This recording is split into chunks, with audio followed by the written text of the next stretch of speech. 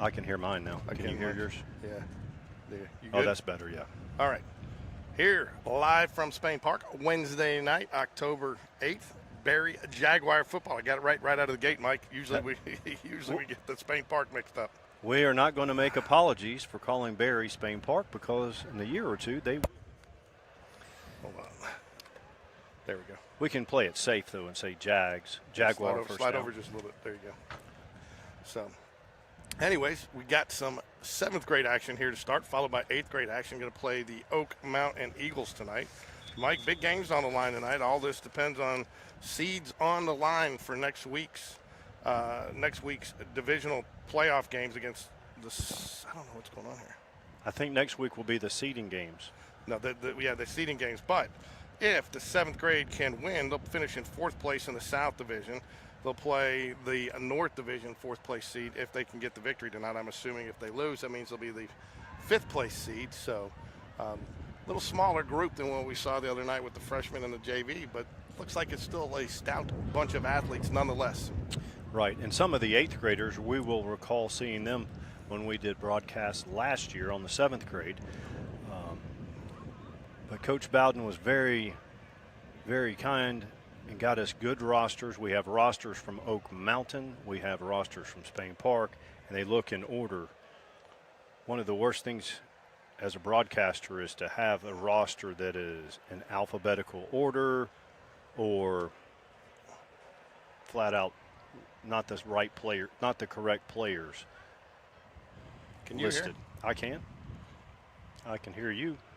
There we go. All right, that's what it was. Sorry. So 7th grade brings in a record of 2-4 with big wins over Bragg and Simmons, but it also sounds like that their losses were close losses. They were in them, I believe. Again, we haven't had a chance to follow them a lot, but should be an exciting matchup here. Getting ready for kickoff here. You got the Barry cheerleaders, 7th grade cheerleaders down there.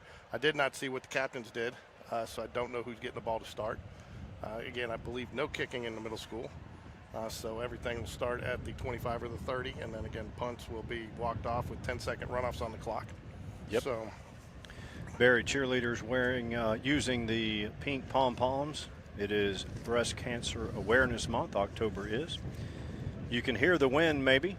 We are thankful for that wind because the sun is beating down on us, and it will for about the next hour or so.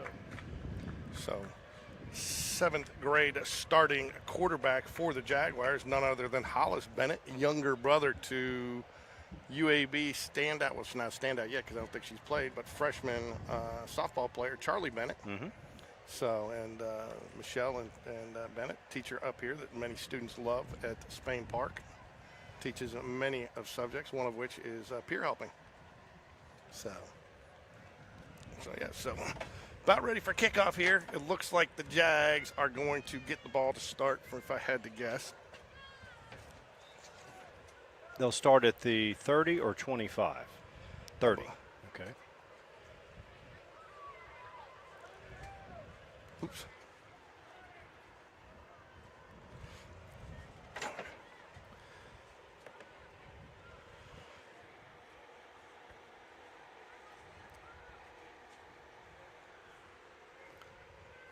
I have heard that this team will sling it around some, Mike. Barry or Oak Mountain? Barry. I think they like to throw it a little bit. So, and I think this is one of those games, your last regular season home game. I think they're going to leave it all on the line out there today. So you have to bear with us a little bit, getting a little bit of glare with the sun right in our face. So it may take a second or two to call some numbers and some names, but we'll do our best to get to them when we can. I believe the last home game is next week.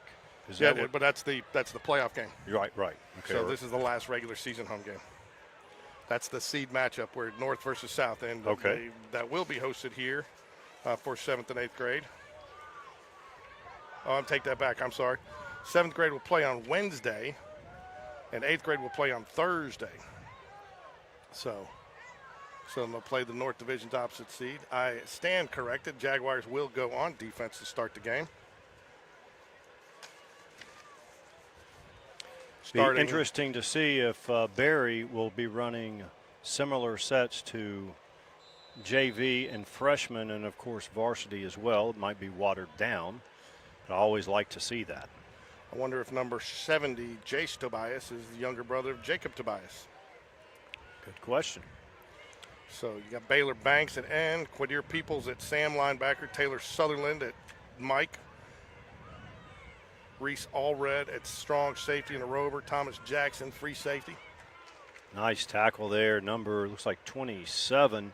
27 for the Jags is Henry Schock.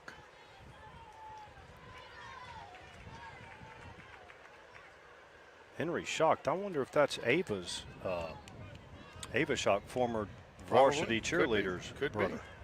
There is some kicking here. We do have kickers lesson on the depth chart, so they can. I guess they can't kick extra points. Last year, the 7th grade did, and the 8th grade didn't. You recall that? Yeah. Nice little stop there right at the line, but he does fall forward for 2 yards, bringing up a 3rd and 11 for the Oak Mountain Eagles here. Nice little breeze out here, helping. And they finally got the press box working. Tell you what, Will needs to hold a lesson up there for everybody who comes in because, I mean, nobody seems to be able to figure out how to work that thing. Right. It's not just press one button. He's going to pass it out into the flats. Oh, he's met right at the line of scrimmage and taken down. Is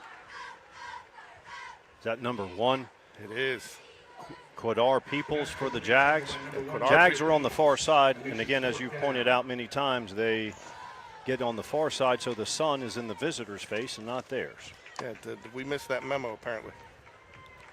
Quadar Peoples will be your starting quarterback by the roster for the Jaguars. Your Jaguars starting offense is going to be, I take that back, Hollis Bennett is your starting quarterback. Quadar Peoples your running back. Looks like fullback, it looks like they're going to go with the fullback. With Taylor Sutherland, Kellen Walker is going to be your Y, Reese Allred your Z, Jackson Earl is your X.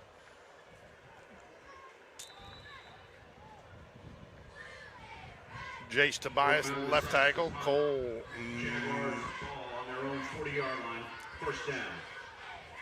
Waylon Glass spread out near side. 2 receivers. Like 1 tight end. Up the middle, good gain here. Carry by number 1, Quadir Peoples. Peoples gets 10 yards on first down. Nice start to the game for Barry. Peoples made a big tackle on the defensive possession and gets a 10-yard run right out of the gate. 6:02 remains here in your first quarter.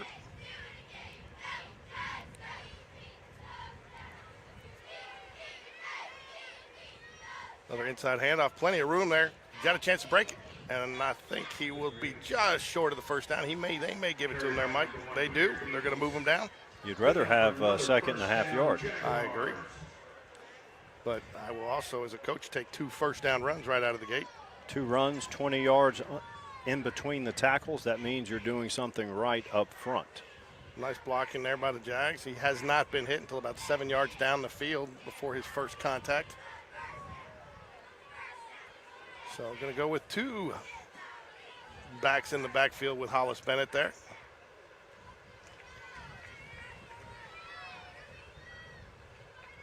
Hand off inside again. He's going to break it. And that one will be just short after a 9-yard gain. Gashing the Eagles up front right now. Carry by number 1, Quadir Peoples. At every level of football, one of the most frustrating things to watch is a team that is having success with a play and they don't stick with it until the defense stops it. So I hope Spain Park. Now, this is an ideal spot to where you throw deep on 2nd and short. But other than that, you'd like to see them make Oak Mountain stop what they're doing. They are showing us somewhat of a passing formation. Man does go in motion there. Going to hand off inside again. Oh, he almost broke that. Oh, and I think we're going to get a, did I see a flag coming there, Mike? Yes, it's going to be holding.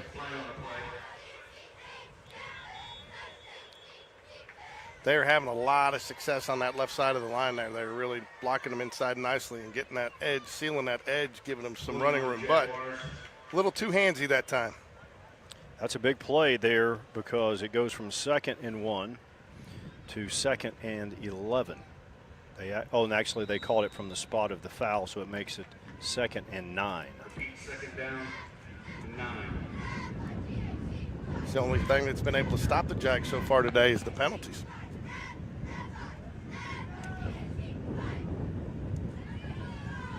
Inside handoff. Good tackle there on the Oak Mountain defender. You bring up 3rd down and about 8. What do you run here, Mike? I would run off the left side again in between the tackles. That's been having a lot of success, and then you go for it. You've got 2 downs to get these 8 yards. I believe that tackle was Josiah Helm for the Eagles. Very solid tackle there. See several Guardian helmets out there on the field.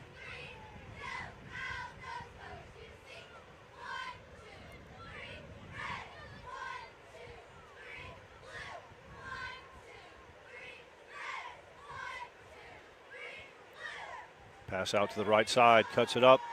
Short gain, very short gain. Now you have a decision. Do you punt? I would say at this level, you go for it. I mean, I think you have to. I mean, all you're talking about punting is 20 yards. Yeah, so you would gain 19 yards, I guess.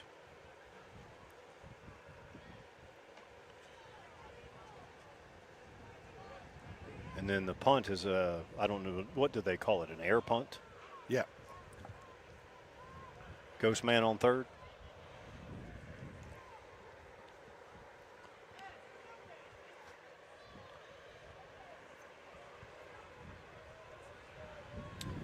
Fourth and 8. Going to take a timeout. Want to talk about it early. Critical decision there.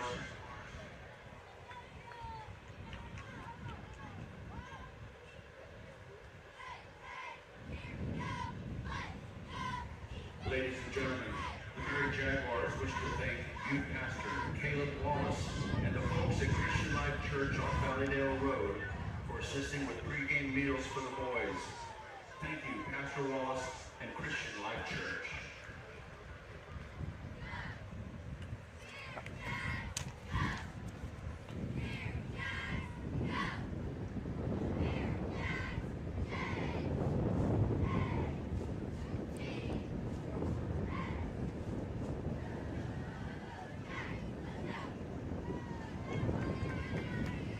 Jackson Phillips. I wonder if that's another one of the Phillips, Kalen Phillips, Maddox Phillips clan coming up.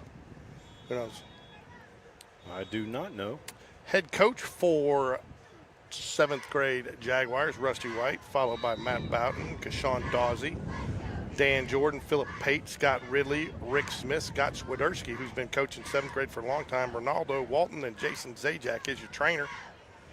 Jags going to go for it here on a 4th down and 7-8 situation. Oh, empty backfield. Hollis Bennett drops back to pass. Nice play. They go reverse side. 1st down and more. That was a well set up play. Yeah, nice misdirection there. Got some blockers downfield. They showed screen to the left side, so the defenders had to defend the screen on the left side, but they went back ISO on the right. Sutherland with the reception there for the Jaguars and the 1st down. Man, it's nice to have this little breeze. Or is that all the fan? Oh, no, the breeze is much needed. Windy day. Oh, yeah, you can see the flag is starched. What happened there?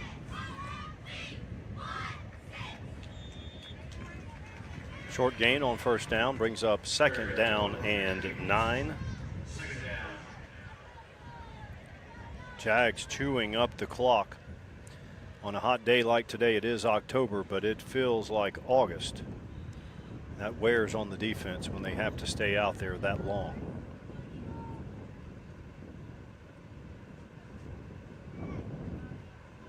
Hollis Bennett looks to the sideline for a play on 2nd down.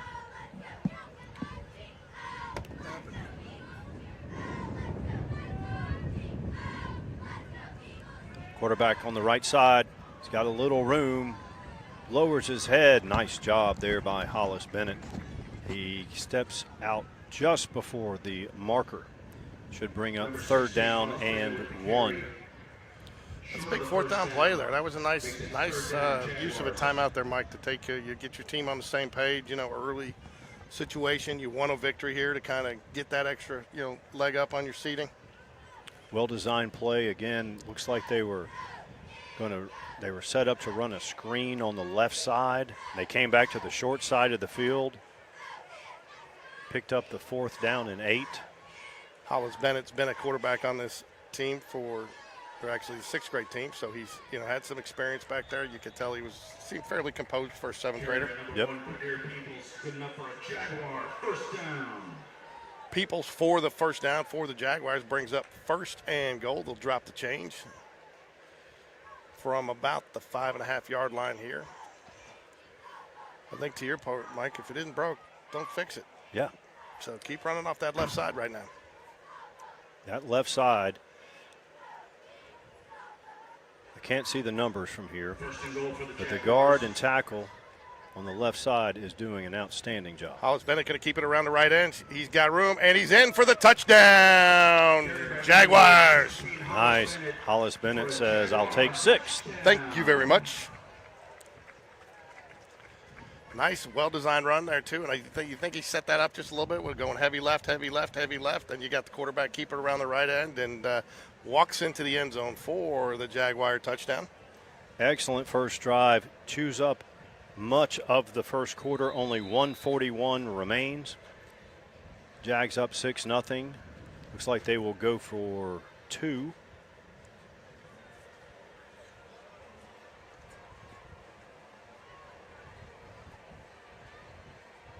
Oh, that's nice. They even put little pronunciations for us on the roster. Cole Mabin. Yep. So as I butchered his name earlier, as I tried to do it, sorry, Mabin families. Hollis Bennett's going to drop back for the 2-point. And how did he get that in there? Nice. He threads the needle. It's a flag on the play. Let's hope it's not offensive passing. Ineligible man down. How do you have an ineligible man downfield when you only have 2 yards? Must be magic.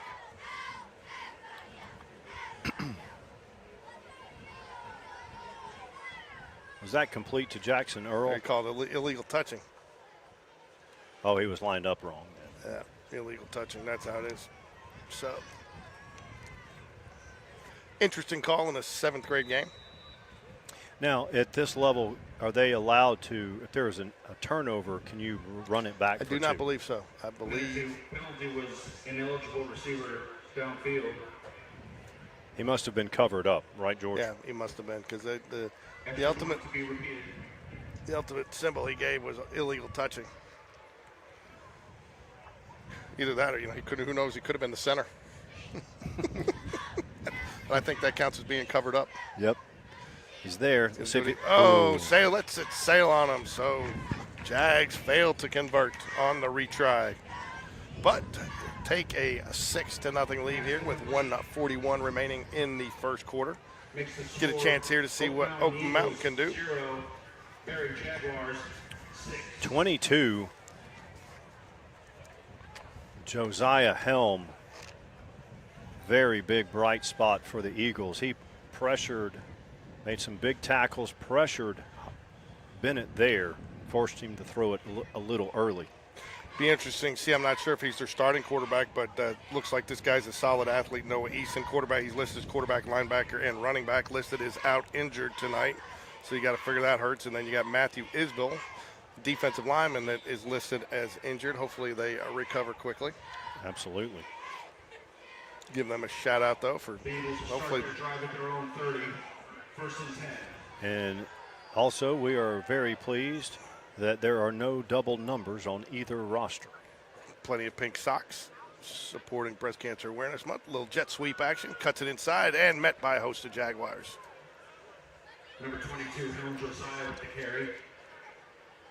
Gain of 1, that brings up 2nd down and 9. Tackled by number 27, Henry Schock, 2nd down. Perry Schock in on the tackle there. Henry Schock. Oh, Henry, so I thought you said Perry, I'm sorry.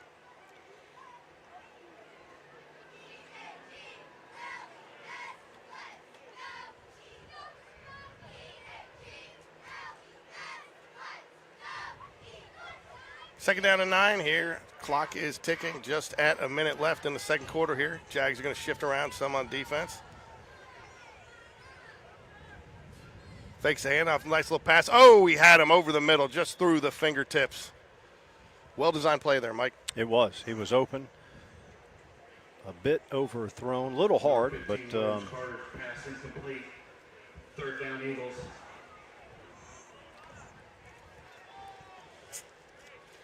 third and 9 for Oak Mountain.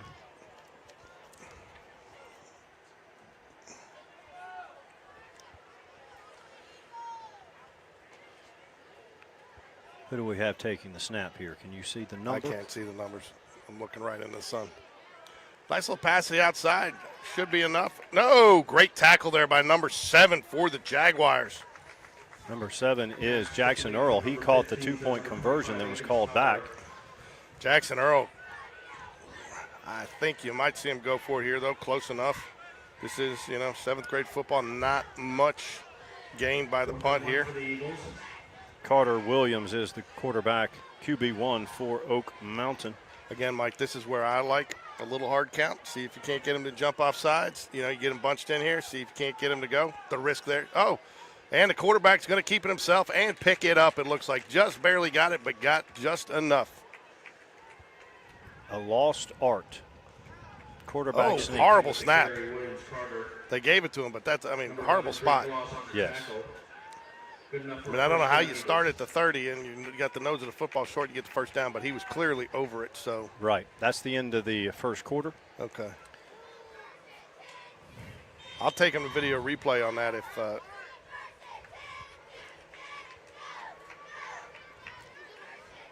At the end of the first quarter, it's Oak Mountain 0. Oak Mountain and Barry both have very healthy cheer squads. If you haven't had a chance yet, please subscribe to Game Day Sports Radio. We are contributing for each new subscriber, there will be a contribution made to Spain Park football this year. So your subscription only helps Spain Park and Barry football. And remember, every live event we do is also available on replay. Take a look at all our playlists. We have coaches and interviews, that playlist, live full football games, full baseball, full basketball. We do coaches shows. The cheer coaches show for Coach Lambert, Coach Smith for baseball. Jag Connection on Sunday nights, a big hit. Yep. Shout out to Oak Mountain for the rosters, Mike. Nice, big, bold type. Absolutely. Easy to read. Yeah, they get full marks. Coach Who was it last year, though? Somebody last year in basketball. You just went on and on and on about their roster, like in a good way. No, there was a good one that you got that you – I think they had it printed up, color-coded for you by starters and all that stuff. No, I appreciate the effort because these kids, a lot of them are not going to be on a broadcast very often. Gets it out to the flats, about a 3-yard pass, but he makes a nice move, gets outside. He's got room. Cut him off nicely, used the sideline as an extra defender there for number 27 for the Jaguars, which is Henry Schloch. Henry Schott, is that it? Yes, Henry Schott. Henry Schott. Played that nicely, took a good angle, and got him out of bounds, used the sideline as his friend. I'll tell you, number 15, Carter Williams, a lefty. He's the quarterback. He can spin it. Look at that. Oh, just a little bit out in front of him, but nice design. 5 wide receiver set is all we've seen so far pretty much for the Eagles. I tell you, the risky, he's, the thing that's nice for the Eagles right now, now he's not going to do it because I was going to say it, but he had been setting it in the middle. They've been setting it in the middle of the field, and with the younger kid, that opens up the whole field for you. Here, right. That's a long pass out there to the number for any 7th grader, not just Oak Mountain. Right. He's got a very good arm for a 7th grader. Nice catch. Wow, that is a very solid pitch and catch. Went up high, got it at, went up high, got it at his highest point. Tyler Atkins. Tyler Akins, maybe? Is that 25? I can't read. I can't see that far. It could be 24. I can't tell. It's probably Brantley Magnum. Mangum. He's a wide receiver. Yeah, it's 24. But the kid had a Guardian hat on. Oh, well, I don't know. Well, we'll try. We're trying our best. I'm getting a glare right off. Bobbled the snap. It's on the ground. Wisely falls on it. Keeps the drive alive. Loses a couple yards, but lives another down to fight. Yep. How many kids try to pick that up and make something happen? A lot. Cut your losses, just like what happens every time I go to McDonald's and ask for a milkshake. Because that machine's broken. It's always broken there. I don't think they just don't want to make milkshakes. That's anymore. exactly it.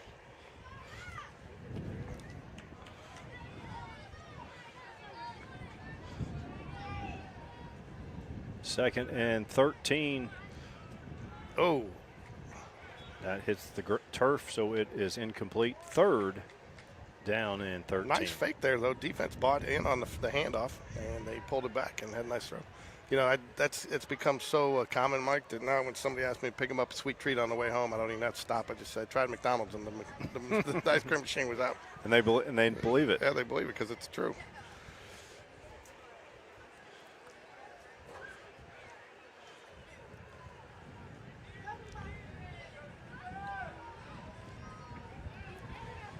That should have been a penalty, but they let it go. Oh, nice defense there. He read that well. Kind of playing center field there. Had a chance for the interception, but at least he knocks it down. But I agree, that should have been a Is that Jordan Clark? Is that 11? I think, Mike, if that had been a penalty, that would have been the first time I've ever seen a false start on a quarterback. Well, it should have been illegal motion because he was going forward, right? Third down here, but you got to know this is 4 down territory. Oh, no, they just flipped it. It is 4th down. Yep. 4th and long. Oh, wow. I got to. Drop back. Oh. Incomplete. They'll turn it over on downs. Nice stand by Barry. I almost said Spain Park, but I. Well, I got to fix the scoreboard cam. There we go. Add a few points to the home side. No, they were, for some reason it was frozen, but I got to fix there. So there we go. Now we're caught up to date. Surprised we weren't getting texts. People are usually pretty good about texting in about that. Looked like a little confusion there on the route, Mike.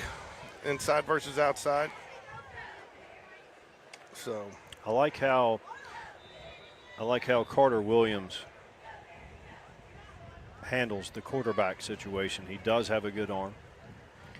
now number 8, Harrison Martinez for the Eagles has a Guardian cap on. I mean, I think you're going to see more and more of that. I know that's one thing Spain Park has gone to in practice. All their kids wear Guardian caps. Good to hear. Hollis Bennett, quick pass to the outside. He's got some room to run. He's going to pick up about 7. Nice quick pass there. Yep. You know, that's really just like a long toss sweep. Take what the defense is allowing. 6:13 remaining here in the first half. Jags lead 6-0 off of a Hollis Bennett end around touchdown. Not end around, but right end run. Nice move. Ooh. Keeps his feet. Gets out to the 40. Nice stick there by that Oak Mountain Eagle. He might have broke that one, Mike, but he ran into the back of his own man. That was Tyler Akins, I believe, for the Eagles. Nice tackle, nice gain for the Jags.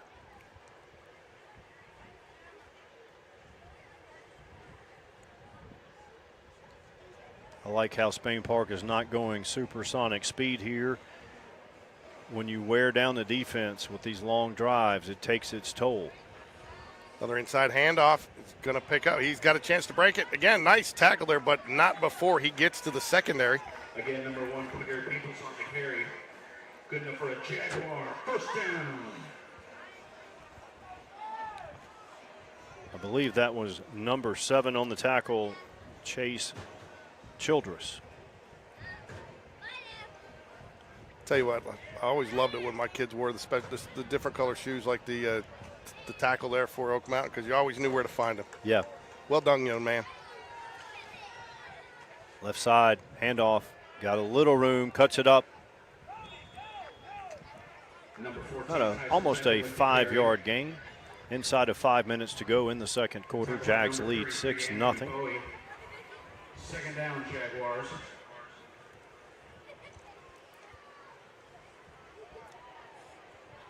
Look at the size of Barry's offensive line compared to the defensive front.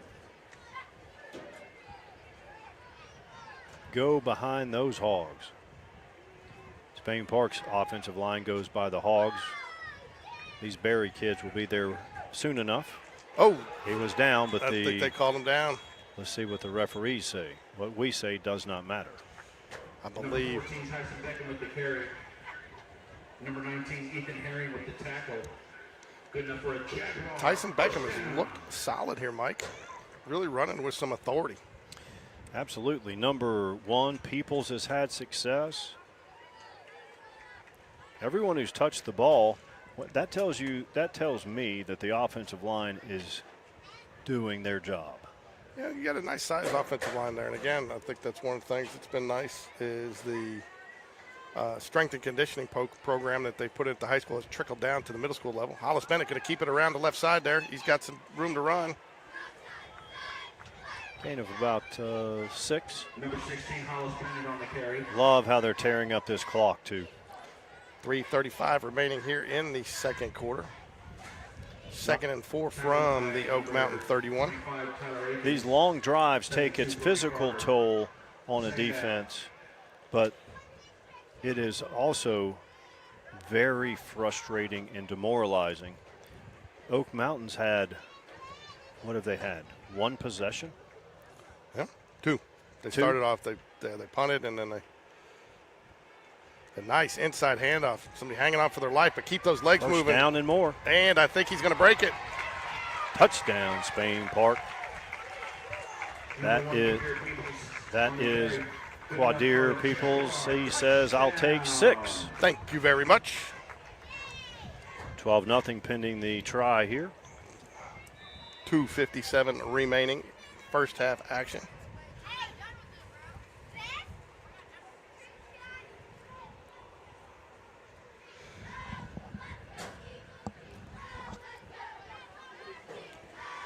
Just keep those legs moving, Mike. Good things will typically happen for you. Going to run around. Hollis Bennett's going to keep it, and he'll score for the conversion.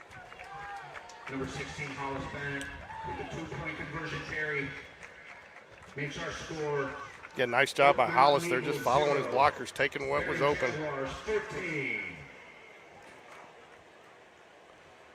14-0, 3 minutes, just under 3 minutes remain here in the first half.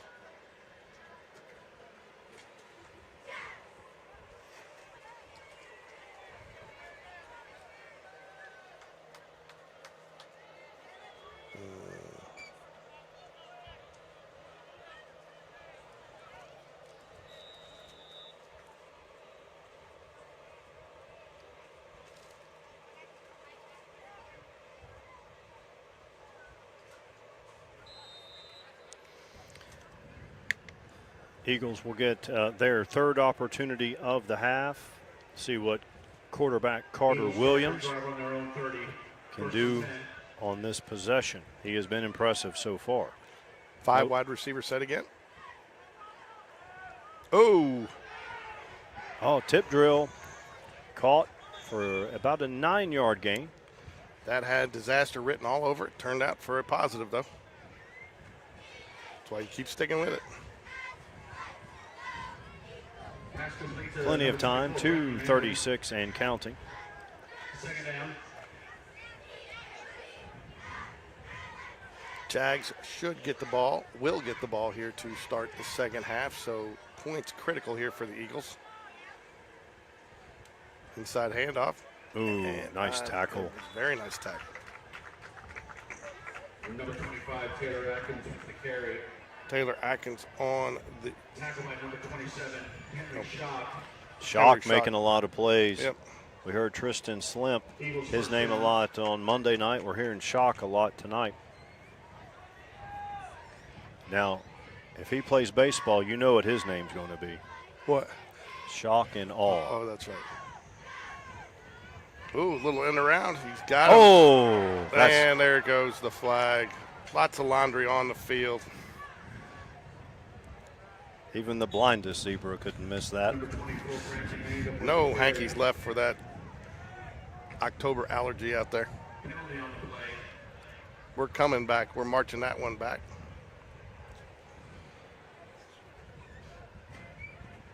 Yeah, unfortunately, too, I'm not sure he had to do that. I think he had the edge without it. Penalty is holding on the Eagles. Yeah, it was not needed.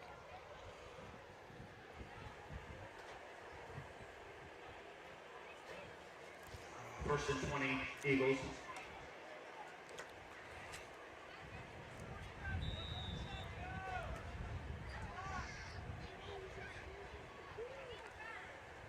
Clock is running. 1:37. Jags lead 14-0. Second quarter. Back goes in motion. Drops back. He's got a man. Broken up at the last second. Big hit there, too. Williams pass incomplete. Defended by number 9, Liam Helms. Big hit on the throw. Helms breaks the pass up in the secondary. Quarterback paid the price.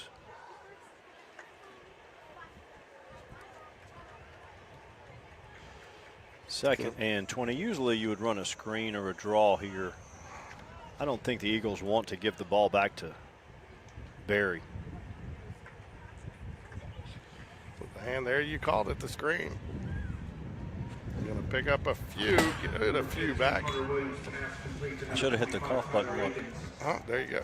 It doesn't work for you, huh? It's got to be plugged in. They'll bring up third down and about 12 here. Eagles need midfield at the 50 to pick up the first down here. Unfortunately for the Eagles, he gets out of bounds, so clock stops with 1:16 left here. So Jags could get the ball back here with an opportunity to maybe put a few more points on the board.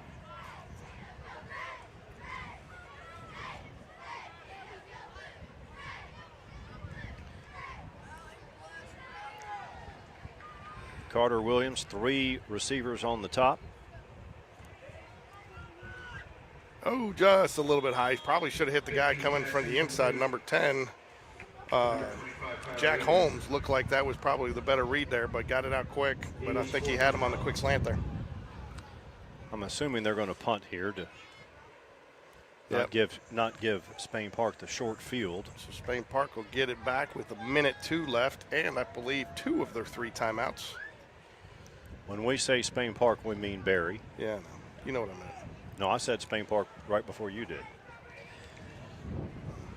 The SP is on the field. The Jaguars, we occasionally, the safest way is to say Jags or Jaguars, but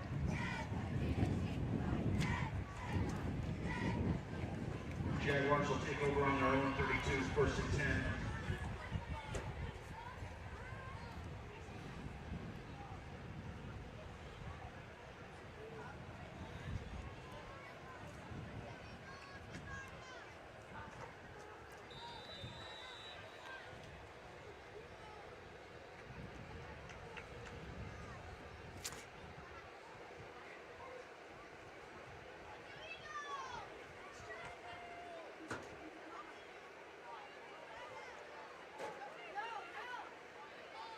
Tyson Beckham is who I think you bring in here. Peoples had a nice run, but Beckham seems to have just a tad bit more power.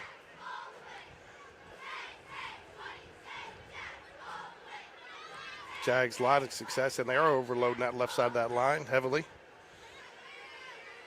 Go back to the left side here. Cuts it upfield, still going. Breaks another tackle. Goes through 2 defenders. Greengrass in front. Touchdown, Spain Park. That is number 14, Tyson Beckham. He is a load to bring down. He says, I'll take 6. Thank you very much. Jags up 20-0. 49 seconds remain pending this 2-point conversion. And if you were in the stands, Mike, were you expecting anything else than that play right there? No. No, I mean, if it's not broke, don't fix it. If they can't stop it, keep running it.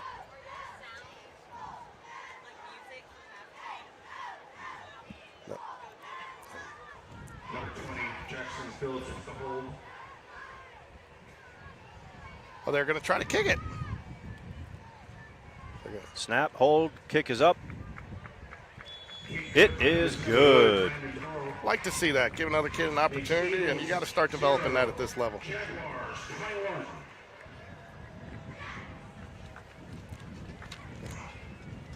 Who's our kicker? Oh, I'll tell you who our kicker is. It's on the depth chart. Is that, well, we got two, Salmeron or Jackson? Pick. You got a 50% chance of being right.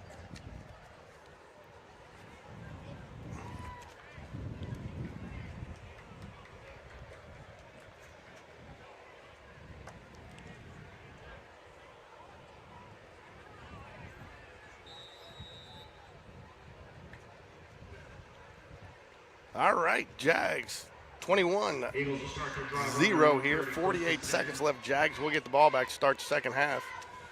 It's been all Jags so far. Oak Mountain, though, did show some, I mean, they have found some success in the passing game. Early on, there was nothing there with the run.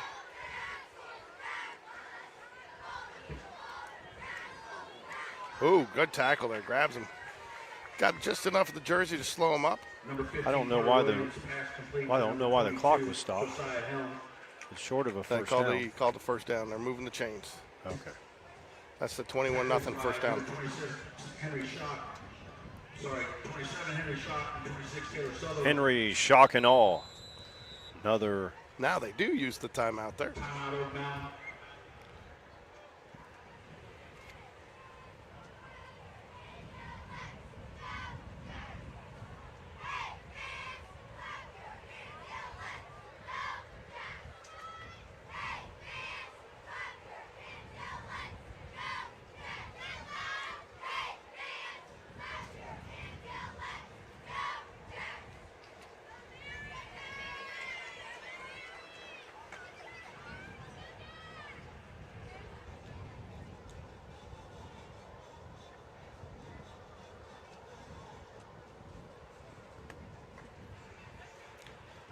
Bama play today here, the little Bama, you know. Mm-hmm. Who is that? So what do we got here with the cheerleaders? You got cheerleaders and you got two different, is that Dazzlers down there too? Or no, they're not that, what are they called? The Sparklers? Sparklers. The Berry Sparklers. Okay. After the timeout here, first down and 10, 36.9 seconds left. 5 wide receiver set as we've seen. Nice little screen pass out there, a little quick out there. Gets out of bounds wisely to stop the clock right around the first down marker. Probably going to be, looks like he's marking them about half a yard short, but again, right on the first down. They are going to move it forward, Mike. Carter Williams got good velo on his passes. Tell you what, lots of cushion here on the Jaguars secondary. I might think about with the way they've been going. Ooh, that's going to hurt you right there. You almost hope he doesn't catch that. Now you got to use a timeout there. Pass complete to number 10, Jack Holmes. He's not, though. Second down. You're going to try to get up there fast. Wow, waited a long time to use that timeout. Wasted about 10 seconds. You got to know you got to call that right away. Yeah. Timeout, Eagles. A little surprising. They lost maybe 2 plays, depending on whether these next 2 plays are complete.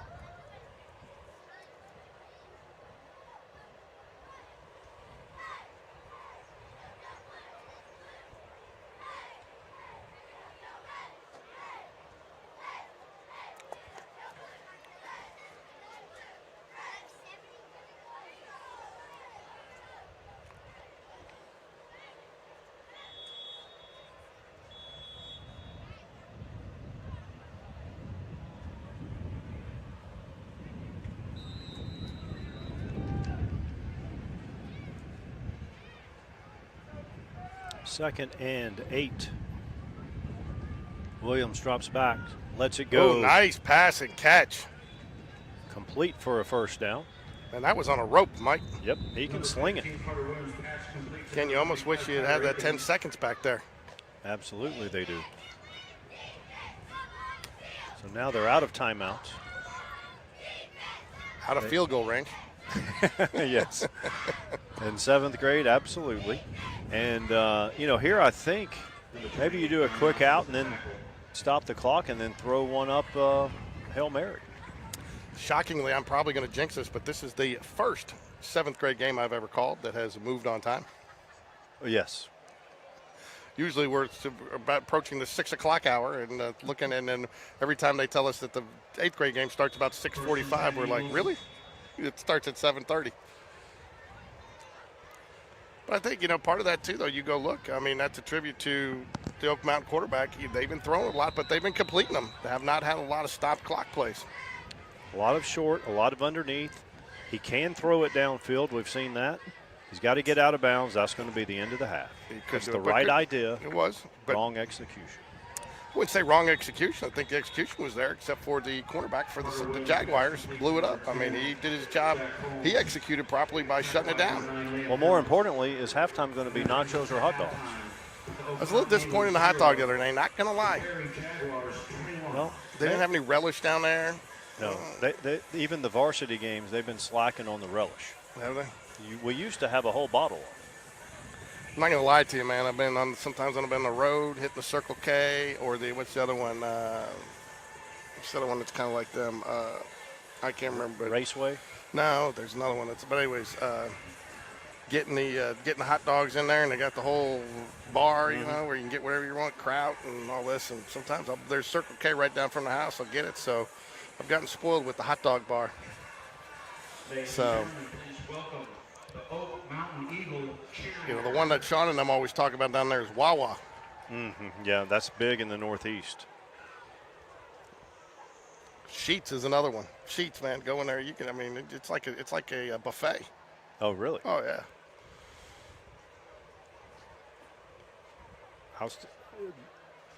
Buc-ee's with their brisket and Those are their good chicken too. salad, those are off the charts good. Oak Mountain 7th grade cheerleading squad.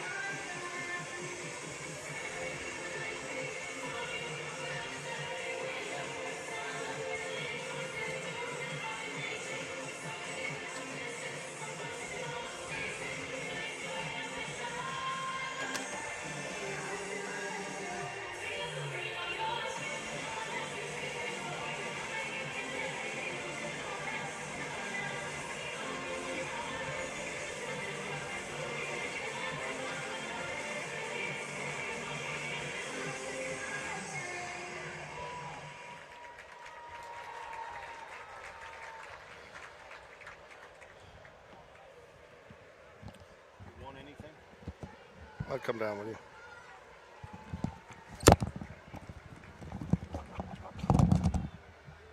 Ladies and gentlemen, the Oak Mountain Eagle cheerleaders.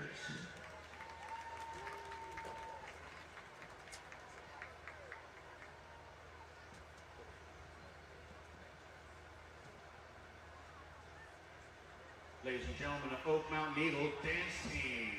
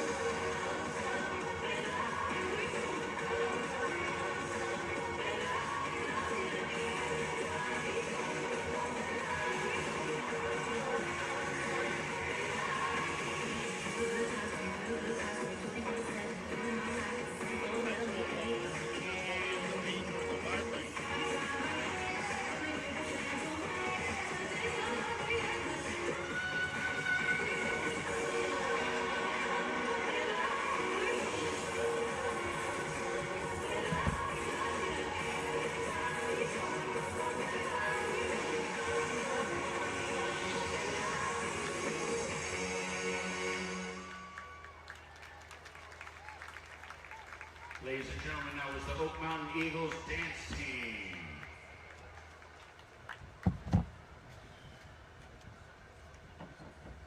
Ladies and gentlemen, introducing your Barry Jaguar cheerleaders.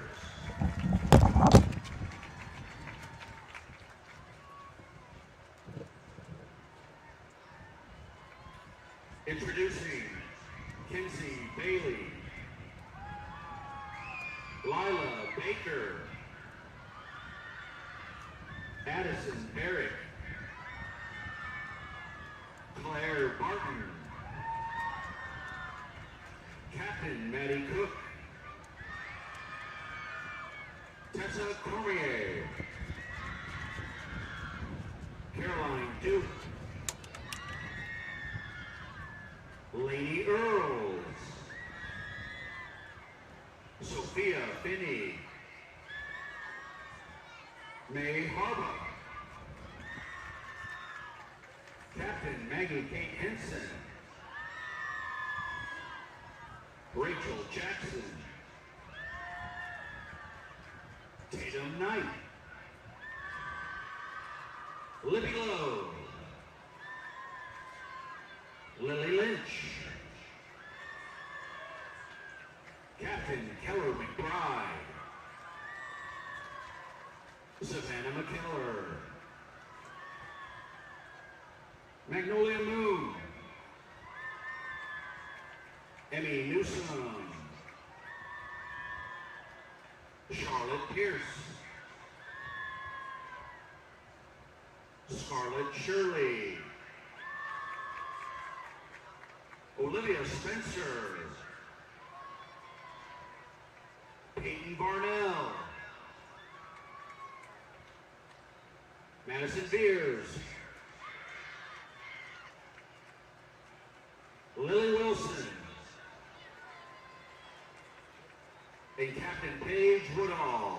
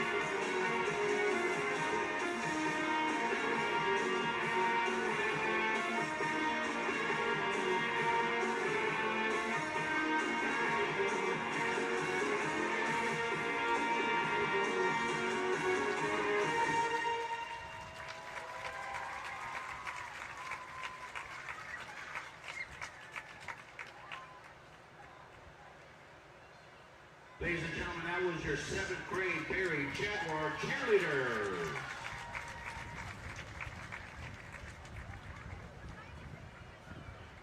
Now please welcome the Barry 7th and 8th grade Sparklers.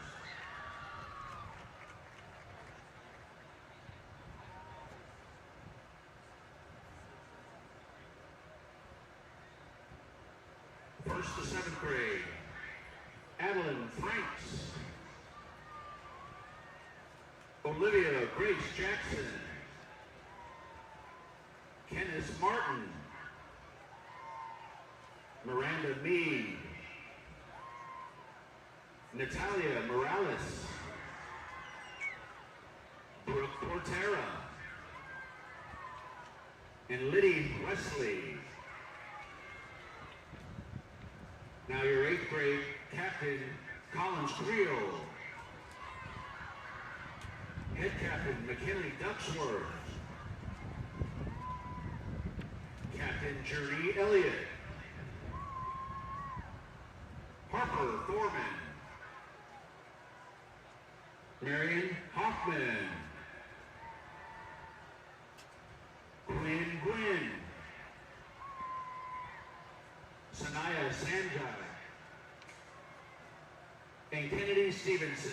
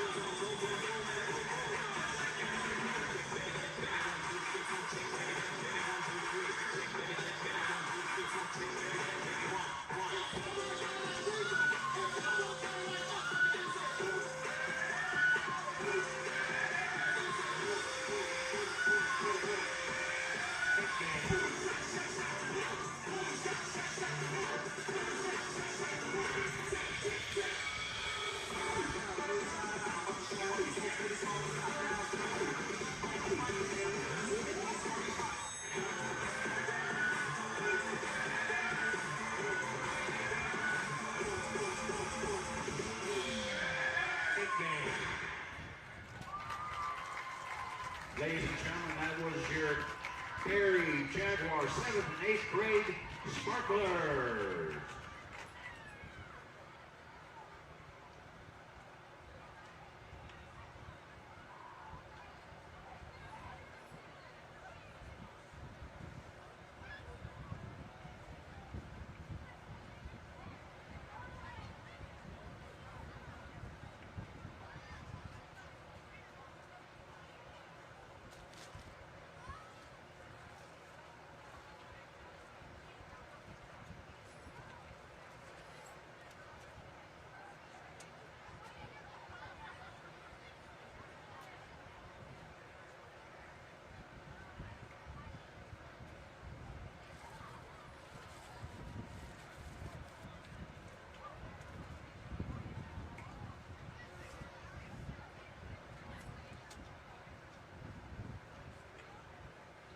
Ladies and gentlemen, just a reminder, we ask that you please remove any trash items near you and place them in their proper receptacles at the end of the game.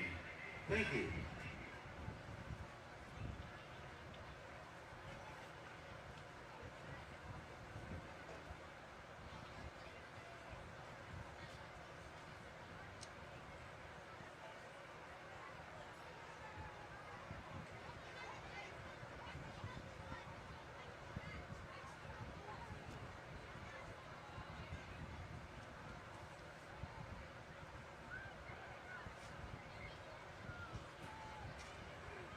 Ladies and gentlemen, once again, the Berry Jaguars wish to thank you, Pastor Caleb Wallace, and the folks at Christian Life Church off Valleydale Road for assisting with pregame meals for the 7th and 8th grade boys.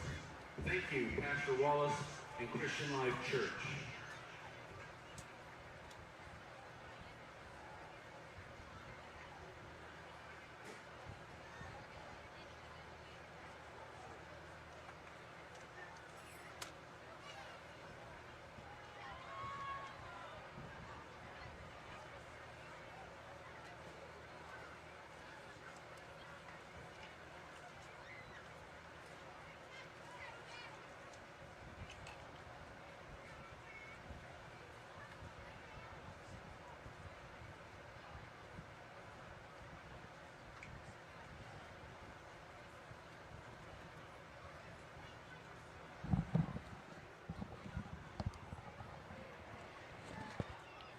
Coming up 15 seconds till we have the second half kickoff. Jags lead 21-0. Defensively, Jags had a big first half from Henry, Shock, and Awe. Offensively, Quadir, man of the peoples. Big game in the first half.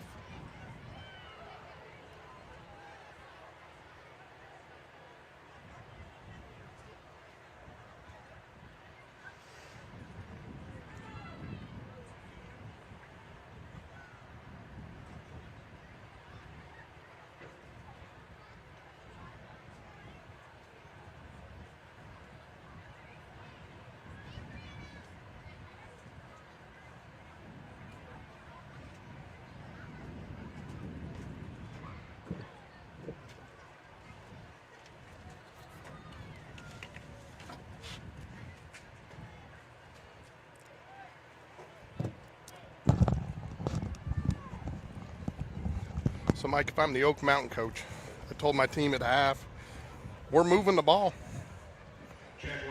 You know, we just got to finish drives. Yep, finish drives and take advantage of their opportunities. The Berry Jags had a crucial penalty on before their first score, but Oak Mountain did not capitalize. They allowed them to score, even having on that 4th and 8. That was a very well-designed play call.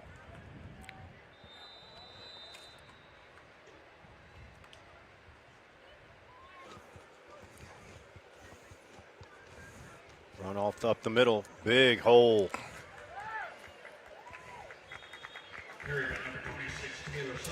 Taylor Sutherland listed as a fullback, I believe. Didn't run like a fullback there.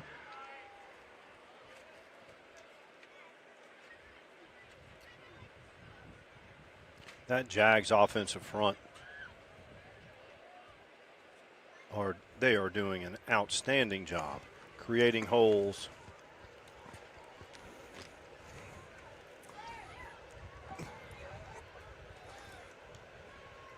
Quadir, man of the peoples, had a big first half. That's awesome. That one stuck. Quadir, man of the peoples. We got Henry Shock and Awe and Quadir, man of the peoples. I like it. Quadir, man of the peoples. Well, we'll work on the others, folks. We just got I'll tell you who it looks like he's got some nice footwork is Hollis Bennett. Absolutely. For a 7th grader. He really. No question. And he's got the instinct, too. You know, I was doing basketball clinics with Greg Polinsky, who I believe Greg's now on the Tennessee staff. And there we got one run down the right side. Nice cutback. Number 31, Reese Aldred with the carry. Once again, Reese Aldred. First down. Nice run, young man. So, and Greg explained it to a parent. He said, look, some kids have it, being the it factor. Some kids don't have it and might get it one day. And some kids don't have it and they're never going to get it, and it's okay.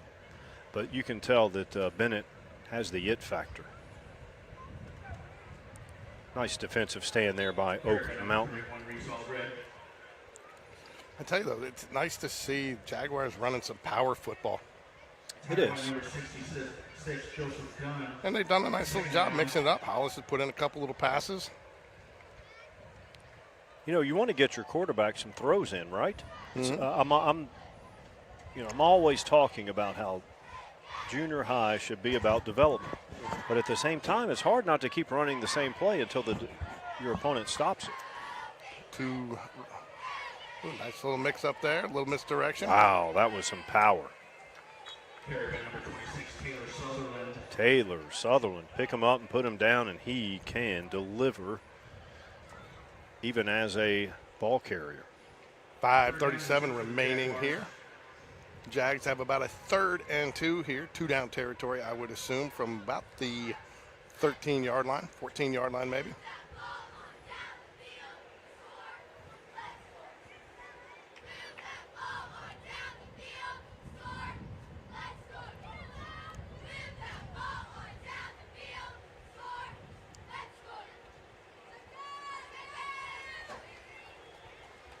It was 3rd and short, I believe.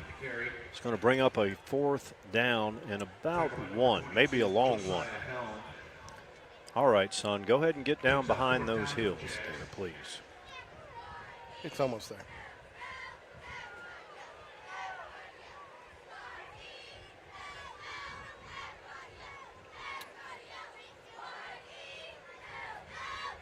Stop would be big here for the Eagles, Mike. Yeah, it would really give a boost to their confidence. They don't have any scores. Look for a run here, though. Heavy line on the right side. They're going to go right with this ball. And they go right up the middle. Power run game. First down, Jaguars. Quadir, man of the peoples, takes it between the tackles. 1st and goal. Spotted near the 5. first and goal from the 5-yard line. I think it's just past the 5. Thank you, sir. Not on the 5, just past the 5. Center of the field, though, leaves lots of options open here for the Jaguars to go right or left. 2 wide receivers set. Hand up the middle. Ooh, nice stick. Bring up 2nd and goal here from the 2. Number 31, Maybe 2.5. I think that might have been Brantley Mangum. Brantley Mangum with the tackle. Big stick by number 24 for the Eagles. Do another Hollis Bennett run around the end. You know, the Jags have had some nice play calling. When you expect them to go to the wide side, they're going to the short side of the field and mixing it up. Presents the ball nicely, and he will score. Touchdown, Jaguars. Carried by number 31, Reese Aldridge, share the wealth. Reese said, I'll take 6. Thank you very much. Jaguars 27, Eagles 0, 3:11 here left in the. Let's see who the kicker is. Can you see? What number? Is it 10 or? You were supposed to bring the binoculars again today. Where are they? Well, I'm 0 for 2 on binoculars this season. Thanks a lot, man. You're welcome. Snap, hold, kick is up, and just misses just left. Misses. Thomas Jackson's kick is short. Oh, Mountain needs to get something going here. Mountain Eagles 0. Thomas Jackson, number 10, was Jaguars 27. attempted that extra point.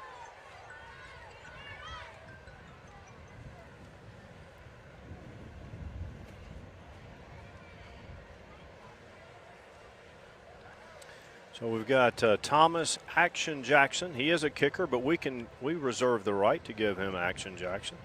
Henry Shock and all, Quadir, man of the peoples. And we're working on other players as we go.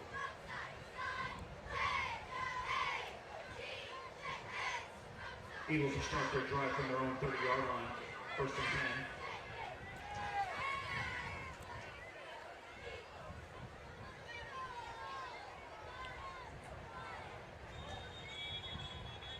Number 15's pass incomplete to number 22, Josiah Helm. Josiah Helms made some outstanding plays on the defensive end. Second down. He was involved in that incompletion there.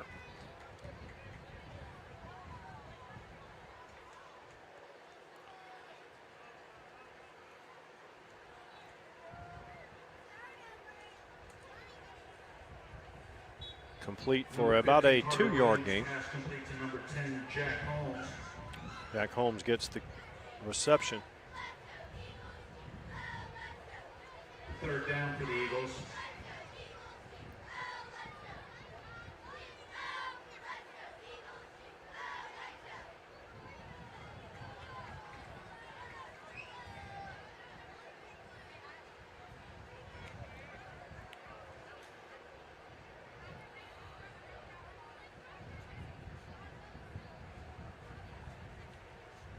Fake, quarterback tucks it, he'll run.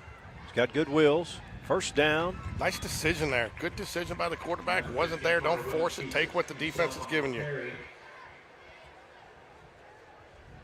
Tackled by number 28, Kellen Allison, and number 31, Reese Aldridge. Good enough for an Eagles 1st down.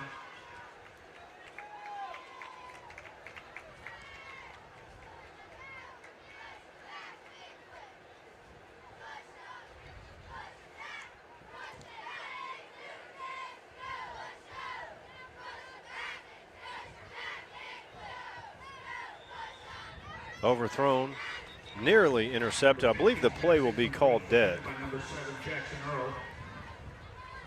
I tell you, too, this quarterback's done a nice job throwing the ball with this wind. This is not an easy wind to throw the football in, Mike. That's a very fair point. And it is windy. I don't know what it's the flag, the United States flag is straight. It looks like it's been to the cleaners and starched.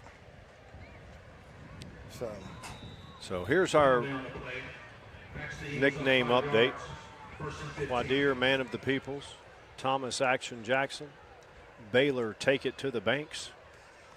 Henry, Shock and Awe. We're working on the rest. There you go. I like it, man.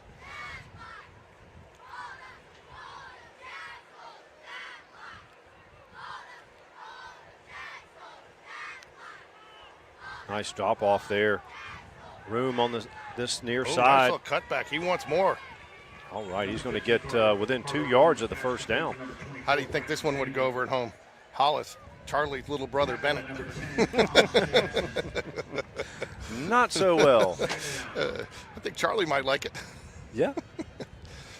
Not so much for Hollis, though. Did you see the Game Day Sports Radio post on Facebook where we had the highlights of Drew Ellis, the band leader, the cheer when the Spain Park blown up play, but he makes it. Something happened. Picks up the first down. Nice play. What composure by the quarterback there, Mike. Solid. So we had the highlights of the Spain Park were I think the Fox 6 cheerleaders of the week, and then Brock had an interview. So the title was Spain Park cheerleaders, Drew Ellis, and interview with Kate Bradley's brother. Yeah, I saw that. Yeah.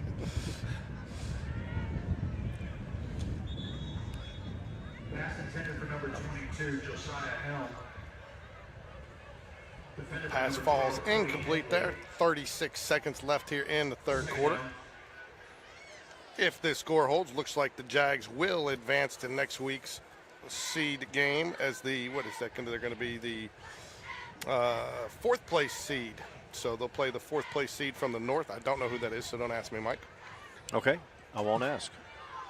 We'll just pretend to know. Second down and 10. A little different formation. Oh, wow. Hey, kept his composure there as well. A little different. Didn't panic. What do you think? They're working on some stuff here because they were relentless with the 5 wide receiver set in the first half there, changing it up just a little bit. But they were having success with it. They were, but at some point when Spain Park was establishing the front line there, football is about who wins up front, and maybe the Oak Mountain coaches said, look, we're going to have to play physical in this half to stay in it. That's the end of the third quarter. Jags lead 27-0. And that brings us to the end of the third quarter with the Oak Mountain Eagles 0, the Berry Jaguars 27. What position does Harrison Smith play? Let's see on the depth chart here. The day we don't have all this extra literature, it's not windy, but the day we do, it's windy, and you can't keep track of it all. Who am I looking for here? Harrison Smith, number 23. Is he listed on the...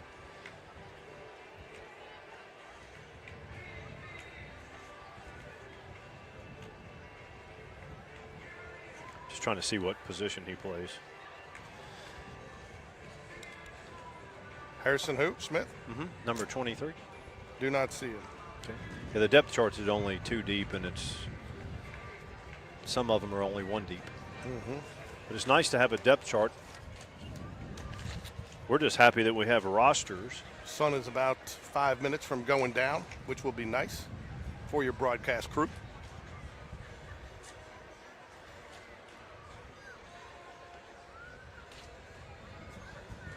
Eight minutes remaining in the ball game here. Fourth quarter action. Jags lead 27-0. Scoreboard, if you're just joining us, would make it feel like the Jags have really dominated this game. They've played well. They've played solid, but Oak Mountain has been tough to score on at times, and they've driven the ball on the Jaguars, just unable to put it into the end zone, Mike. Yep. They've got third and medium here. Ooh, nice play there. Nice fake, and he should. It's going to be close. I think he's going to be just short. Brings up fourth down and probably less than 1. Tell you what, they have done. This quarterback has done a nice job with the fakes and the.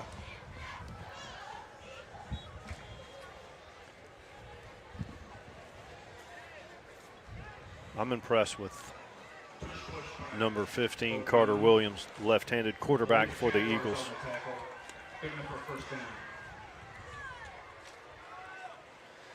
And I know it seems like we've said this often lately, but this game also does not feel like it's 27-0. Much more competitive than the scoreboard would indicate. Big 25 for the Eagles. Picking them up, putting them down. He'll take 6 for the Eagles. That is number 25, Tyler Akins. Did a nice job there. There's a nice little fake by the quarterback. Even faked me out a little bit. Running back did a nice job keeping those legs going, following his offensive lineman to pay dirt. Puts the Eagles on the board with 7:16 remaining here in the fourth quarter. Eagles will kick the extra point here.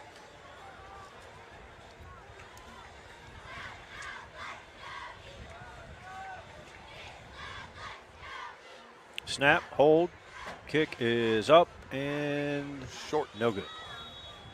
Extra point attempt is no good. I like to see a team try to kick, though. Oak Mountain Eagles 6. That was Gideon Sox with the extra point attempt.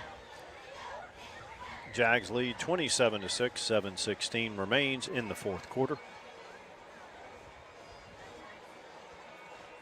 Be sure to stay tuned. In between games, we're going to have Matt McBride on set with us. If you've been to Jaguar Stadium on a Friday night and you've seen the event it has become, Matt McBride is a big reason. Is he here? He's right there. Oh.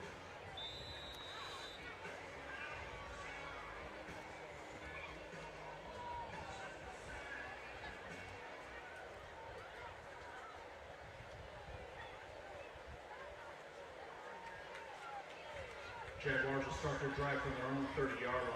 First and 10. Jags, looks like Caleb Ross is going to run point here. We got to delay a game?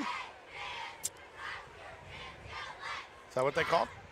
I do believe. Number 4, Caleb Ross. Game on the Jaguars.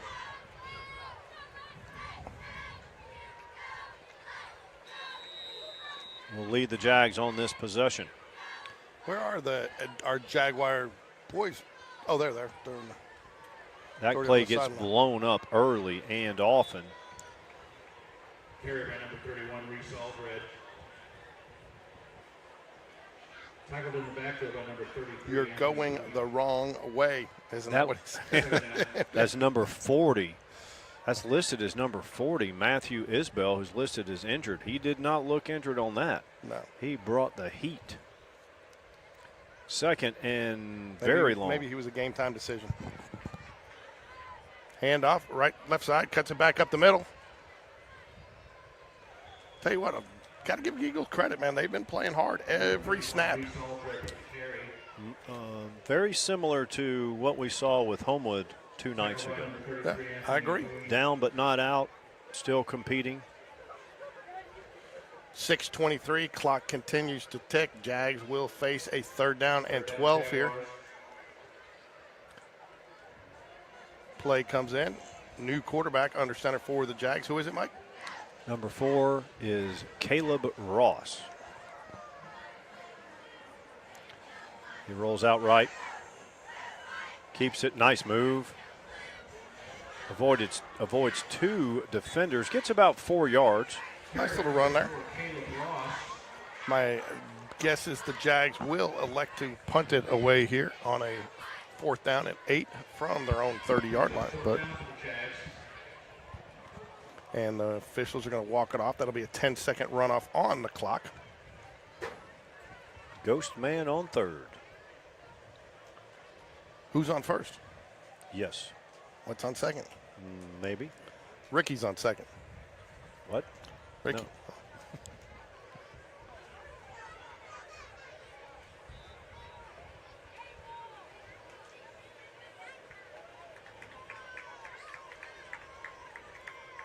By the looks of the Barry cheer squad, Coach Perry and Coach Morgan Lambert have a lot of athletes to choose from coming up.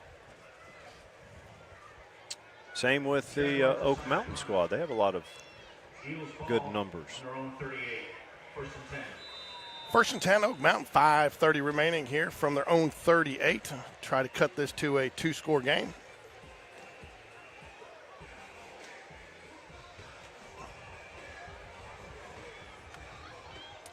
Little wrinkle getting rid of the 5-wide receiver set going inside. They saw some success on that last drive, Mike. Got them the touchdown. But they're back to the 5-wide receiver set here. No backs in the backfield. I can tell you this, that Big 25 Tyler Akins, I might consider running him a little more often. How do we have two? I mean, I don't know how you have two delay of games coming right out of, timeouts like that. Either the coaches don't, or, Well, but they do have the clock going. that's coaching. I mean, the kids can't come out there and run a play until they're told.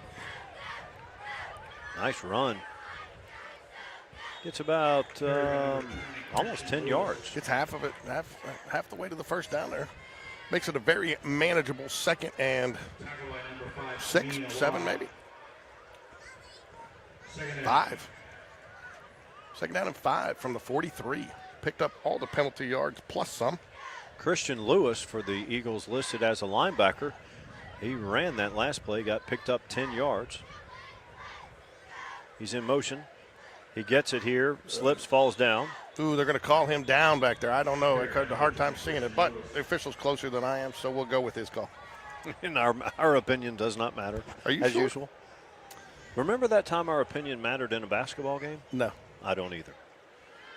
Actually, one time it did because I had the official book and I had to the possession arrow, so my opinion mattered there because I was the one keeping the official book, but that was the only time. Well, you're saying there's a chance. There is a chance. Oh, wow. Nice pass. Nice catch. Way to hold on to it. Man, that was well done. Yep, number 15, Carter Williams, another fine pass. I think the hit helped the receiver hold on to that ball.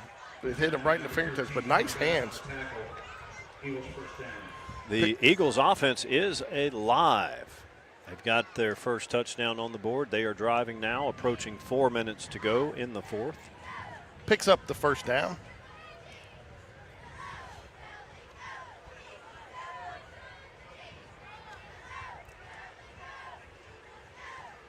Fumble. Ball's on the ground. Carter Williams does recover. Does the smart thing and falls on it. 3:43 and ticking. 2nd and 12 from the 49.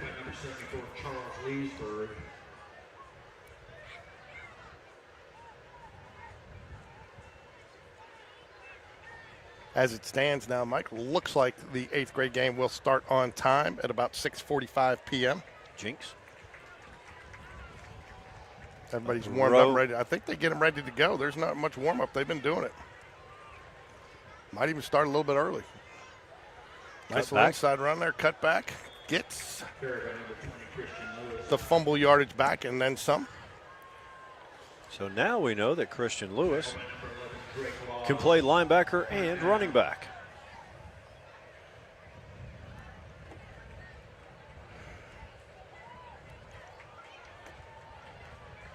Third down and about 7 here. You got to think they're going to take 2 downs if needed.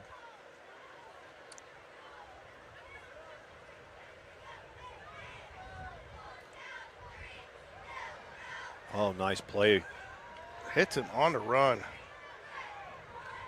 Jags do a nice job keeping it close, but they will pick up the first down there. Nice pass play there. He had a guy over the middle there too, but the lower percentage pass takes the pass that gets him the first down. 2:24 remaining. Carter Williams delivers that pass to Brantley Mangum, number 24. Another solid offensive play.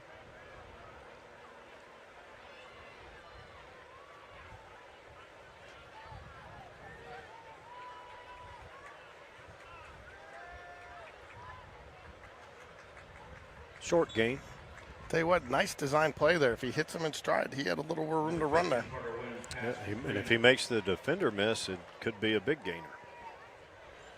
That'll bring up 2nd down and about 8 for the Eagles from the 37-yard line of the Jaguars. Under 2 minutes, though, remain here game well in hand for the Jaguars. I think Oak Mountain's just trying to put some pride points on here, don't you think?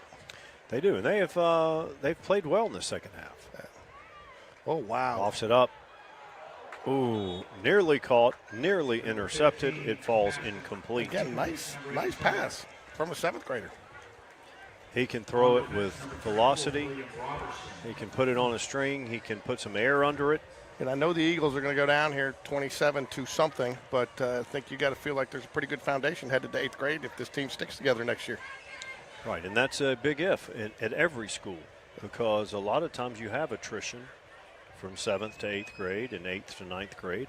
Well, not only is he throwing the ball nice, he's had some receivers show some spark with some nice hands. And that is a sack. That is number 19. Baylor take it to the banks. For the loss, brings up 4th down. He made a withdrawal there, Mike. He did. He deposited A yardage number withdrawal. 15, Carter Williams, on the turf.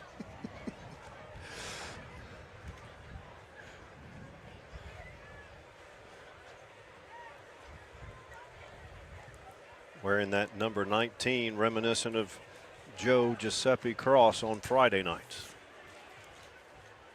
They 4th don't- down. He's going to go deep. And that will be incomplete. Jags will get the ball back with 46 seconds left. I'm assuming we will see every coach's favorite play, which is Kneel down, victory. the victory formation. Harrison Smith, turnover on downs. You might get a couple. You might get a run or two. I'll take the fan down. I'm done with. I Yep. think we're good with the fan. Have him take the chair over there.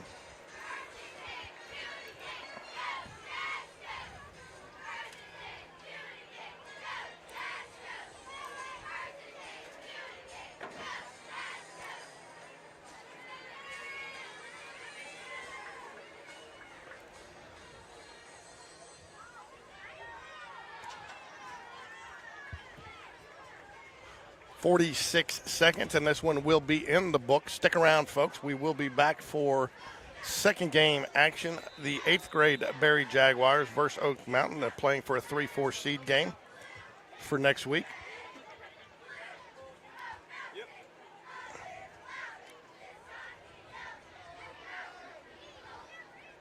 Jags look like they are going to be content to run a play, maybe get somebody a rep. Tackled in the backfield for a loss. Oak Mountain showing they got no quit in them, Mike. No, they are playing hard every single snap. Wow, Oak Mountain uses a timeout there. Good for them. Good for them. Tackle by number 8. Get some more reps in. 2nd down.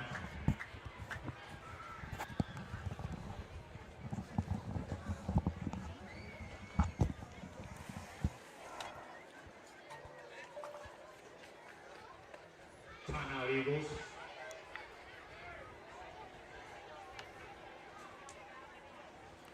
You can practice victory formation in high school. We don't need to do it here. Ladies and gentlemen, I'd like to remind you, thank you for attending tonight's game. We ask that you please remove any trash items near you and place them in their proper receptacles upon exit. Thank you.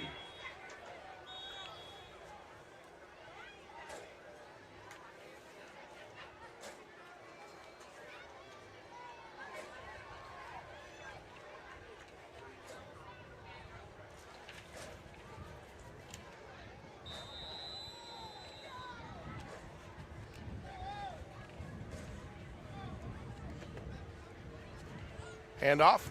Brown the right side. Nice little head of speed going. He's going to get the first down and then some. Nicely done. Carry by number 19. That's the whole reason, Mike, why I might not call the timeout there. You know, you feel pretty good about what you've done. Spain Park's clearly, if you're calling timeouts, they've got to run a play. They can't just kneel it and then, No. you know, do you really want to go in possibly with a 34-6 loss, you know? Last couple of minutes, take it to the banks, has gotten a sack and that big run. That was number 19 again. Take it to the banks. Oak Mountain will not go with the timeout here. Probably should be the last play. It looks like Spain Park, they may not even snap it. I don't think they're going to. I think they're going to be content to walk out of here tonight with a 27-6 victory. Unfortunately, we do not do players of the game at the middle school level. A little young for that. I think everybody's a player of the game today. That's right. So, and that will do it. The Jags do what they need to do to get the victory, to get the 4 seed at home next week against the 4 seed out of the North. We do not know who that is yet. So the Jags will be at home in the 4 seed matchup. Winner, I guess, takes 4 seed pride, right? Yep. So we will be back here in just a little bit with the 8th grade game.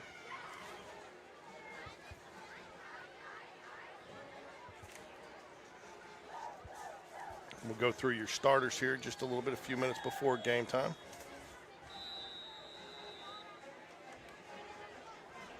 Oh, what are we doing here? We are going to run a play? Well, I think there was a timeout called, which is okay. Get another snap. One more rep. All right, so I stand corrected. One more play here. Jags will run it. See if they take a knee here or try to. Another handoff inside. He's got some room to run. If he clothesline. Nice tackle there. Save, probably touchdown saving. Could very well have been. That's your final score. The Jaguars 27, Oak Mountain Eagles 6. Coming up next, we have the 8th grade game. So, Michael, if I have to kind of summarize that game there, I'd say the thing that impressed me the most about the Eagles was their passing game. Absolutely. And I thought they were pretty sound defensively. I think the thing that was the difference maker tonight was the Jaguars had success running the ball early, and they were able then after that to mix in a balance of the run and the pass. I believe the offensive line wore down the Eagles' defensive front in that first half. But with that said, Oak Mountain showed a lot of toughness in the second half and only allowed, 6 points? 6 points. So it was a tie game, second half. So we've got Matt McBride joining us. Matt, can you hear? Or Oh, yeah, I got you guys. Okay. who did the light? I know you did the light spoke. What's the name of the company? Armstrong Electrical. Armstrong Electrical. Okay, yeah. So I noticed too. You put in the LED, the flashing lights. Did you guys redo all the lights in here too, like We with did. with the down LEDs? We were able to do this and the softball field Okay. as well. So Does the softball field have blue flashing lights? It doesn't. No, we couldn't get that. Couldn't get that put in there. But, Yeah. So, but it all looks good now. The baseball fields must go LEDs, the football field and softball field. So we're going to keep it going. I tell you one thing, and I comment on this especially a lot during baseball because I noticed it during baseball, just the quality of the LED lights and how much it puts out. Not only the ones, I know we got them down here, but over in baseball, some of them go up to be able to get that. But it makes such a difference, and I finally have really picked up on it on the broadcast side of it. Absolutely. Because you don't get the hot spots like we used to, and you get a more consistent color throughout. I mean, it's consistent. It almost looks like daylight out here. And it's great. You notice the football field has them too. Yeah. Yeah, the ball trackers. And you can also see the quality of light and what Musco does. You can even see out here in the outfield, the outskirts of the field, like there's no loss of light. Right. Right. Every inch of light is used, and the quality's so much better than it was. Yeah, we've told people you can't use I lost it in the lights anymore on the baseball field. So we appreciate it, because I'll tell you what, my daughter got 2 years of the lights, or a year and a half of the lights in the gym for basketball. Absolutely. Those were a lot of fun. And they were a lot of fun, and it really did elevate the experience until the one game I did do it, and I got told that the girl on the bench had epilepsy, and I almost gave her a seizure. So wow. it was one of the first games that we'd ever done, so we actually ended up putting up disclaimers after that. We have to, yeah. We put one on the Jumbotron before the game as well. Because I didn't realize that we were doing it, and then the coach was very cool, and the girl was over here, and he was like, hey, man, do you not mind not doing the lights? I've got a girl. And I was like, man, I felt horrible, but I went and said, man, we got to put something up, because it was one of the first games we had done. Oh, you lost it? Sorry. There we go. Got you back. Sorry about that. So we got to get some new cables. These things, I'm sure the more you plug things in and out, they start to wear out. We had the same problem for the PA system for the whole system here a minute ago. So I've been looking, and I finally just realized you can unscrew these things, and for $49 you can get a new cable. And because I've been avoiding buying $230 headsets. I don't. Yeah. So, but we can get new cords and cables for $39 or $49. So, Matt, the experience on Friday night is, I would call it super elite for high school. And there's a lot of colleges that would like to duplicate what's going on. And I was telling some of our viewers that you have a headset. Of course, I'm down there with you when we're getting the helmet ready for the run through. You have Coach Lambert, Coach Matherson, Drew Ellis, the band director, and then one other person. And it's a first-rate production, and it does make it looks really professional. Well, I appreciate that. And Coach V, he has such a vision, for what he wants the experience to be for these boys and the fan base, because the more people we get out, the better experience it is for them. And that's the biggest thing for our community is just, giving them an experience that makes them want to come back. And so, well, I interviewed a collegiate softball player the other day that played Alabama, Caroline Hardy, and and my son, he's a cross-country runner up at North Carolina Greensboro, and when we did it, the stats are less than 1% of high school athletes will ever have the chance to play college football. Absolutely. So you're giving a lot of kids an opportunity. You're giving a lot of kids an opportunity to experience something that 99% of them will never get to experience. Well, but we also appreciate, this Dr. E, and her allowing us to do over and above what other people are able to do, and Coach V's vision for what he wants, and we were able to put a plan together, and we added some things this year. We have a director that kind of pulls everything together, and we were able to get, I'm sure a lot of our fans have noticed the helmet that we have out there before the game. We got that ordered this year, and we were able to find the CO2 to make the smoke effect, which is huge, and with the lights and the whole combination, it's a really good experience for everybody. I tell you what, I do think, though, I don't know who we should give credit to yet for the helmet. I think it was all those cheer dads that took them 2 hours to figure out how to put that run through together last year. Hey, now, we had engineers and very smart math-minded people, but the poles were broken. So even the engineers, we couldn't. And plus, those signs smell terrible. All I know is I went down there and I saw 8 guys standing around doing nothing and 2 guys trying to put it together. Well, to be honest with you, they're probably just letting it air out because it smells so bad. Been sitting in that box for a week. Speaking of airing out, man, you can actually walk in the doors by the training room now that they've redone the locker room, man. That thing, want to talk about gamey. Yeah, I mean, and they've done a great job with the ventilation system and stuff. It's a totally different atmosphere for them in there as well. So what's your connection with Spain Park? You got a few traipsing through here, don't you? I do. So, yeah, I've got a daughter that's in this 7th grade team that just played, so she's a cheerleader. One of the captains, Keller McBride, and then my son is on the junior varsity team, and he's also – And varsity. And varsity, yeah. He's started, placeholding? A couple of weeks ago. Yeah. We haven't missed a kick since. There you go. So Asher McBride's been doing a great job, and he's kind of a special teams guru, I guess, because he's catching punts, he's catching kickoffs, he's long snapping this last game. I'll tell you what, man, that was my son Sean. He was 3rd, 4th on the depth chart, tight end, good hands, just didn't get the size and didn't want to get oversized for baseball, and I was trying to figure out what to do. Was he going to stick with football or not? I went to Coach V, and he said, we need a long snapper. And he had done that some in youth, and he bought into it. Ended up being senior year special teams player of the year. And, that's awesome. And he bought into it. And, he led that group of special teamers. He was kind of the captain of that group. And it's something he'll never forget. And, had some big hits down there on the punts. And you're the only one untouched. Yeah, so, and he I'll tell you what, though, as a parent, on those long snaps, though, you're holding your breath. You are. I agree. Well, and Holden, too. Holden the placeholder, because he's had a couple skip across the ground, but he got them up. Yeah, so. Well, Asher's got speed, so he's not relegated to long snapping and holding because he plays receiver. He does. And he's got speed. Yeah, we saw him Monday night. Monday night, yeah. He had that great run around the turn, and I guess that was about a 35-yard run. Ended up being, thought it was a broken play, and got a long distance out of it. So I'll tell you one of the things that impressed me. I talked to Coach V, interviewed him on the Jag Connection Sunday night, and he was talking about how he is in the weight room every session with the freshmen.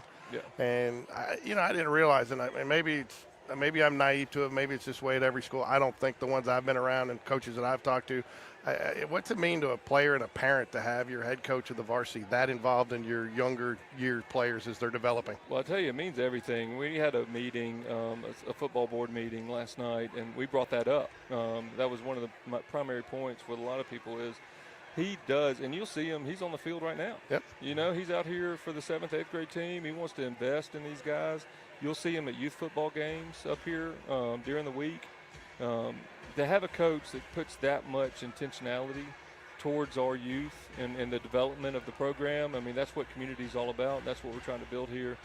And so I think he's a great front runner and a face for what we're trying to do. And, you know, the legacy that his dad left behind, he's doing a great job at continuing that and making paths and making room for the next generation to come through this program.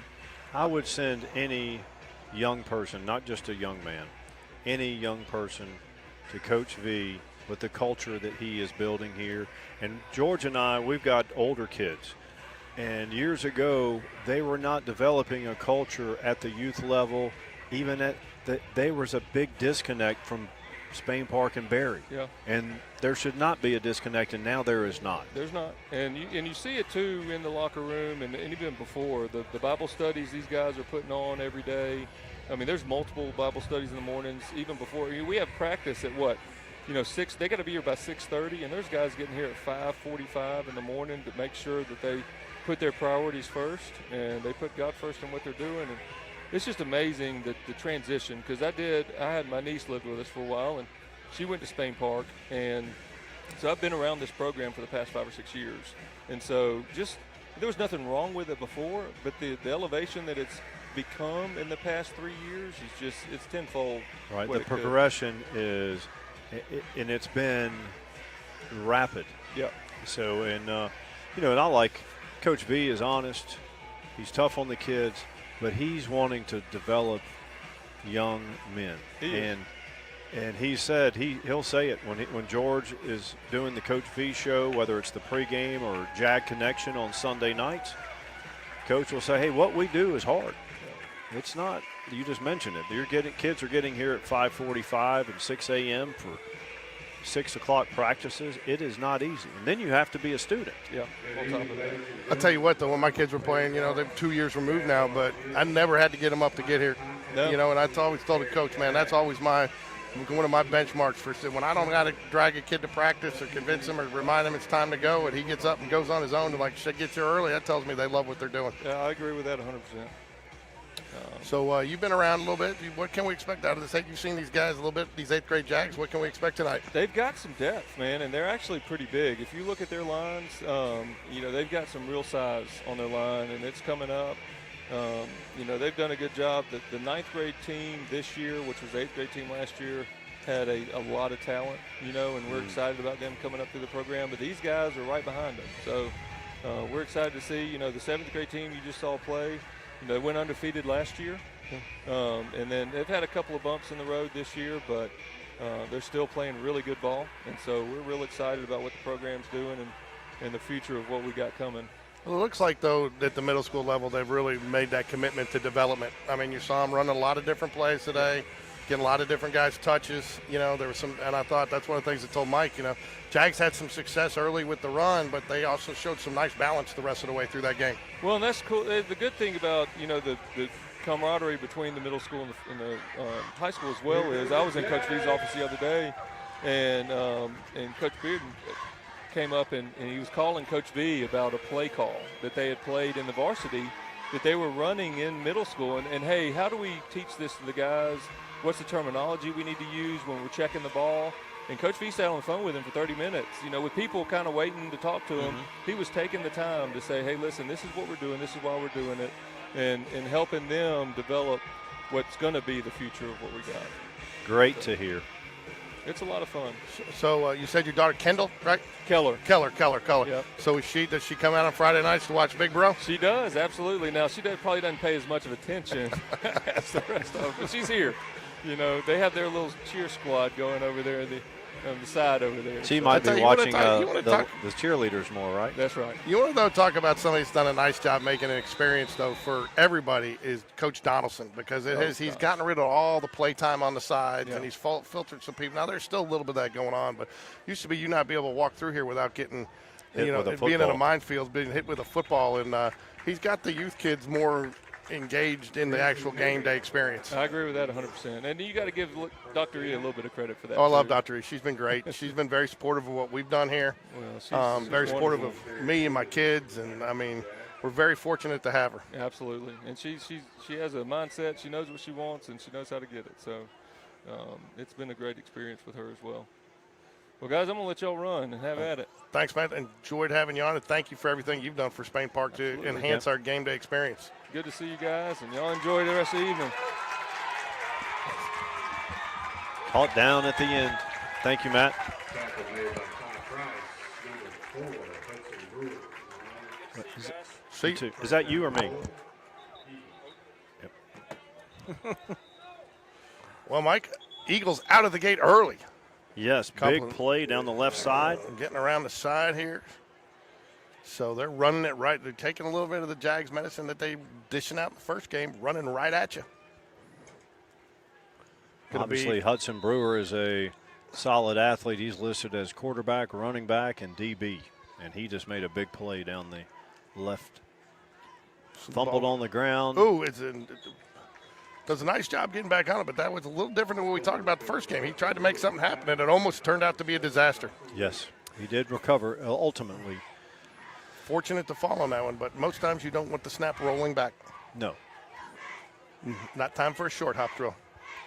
Number 14 is the quarterback. That is Grayson Haley for the Eagles. He'll shotgun formation.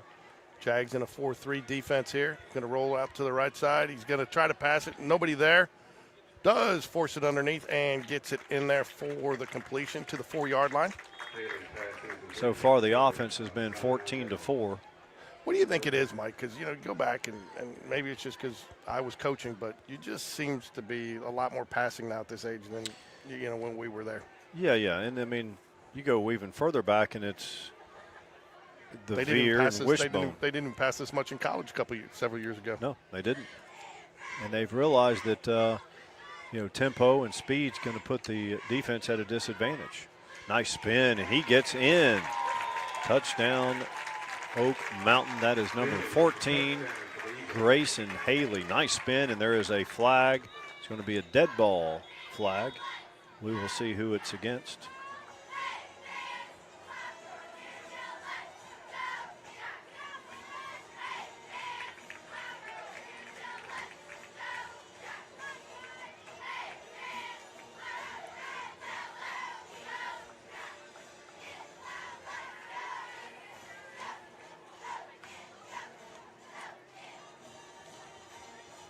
Hey, this is Fight On from USC. Yeah, I was going to say, what are we doing here?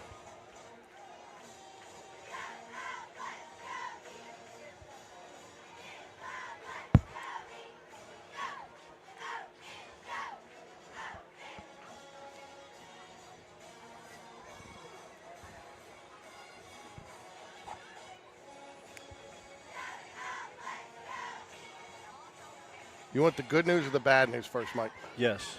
Bad news is we have to clean all this up tonight and take it with us. Good news is it's all downhill. Yeah. I don't know how good of news that is. Ooh, he gets through the line, but still kick gets up and good.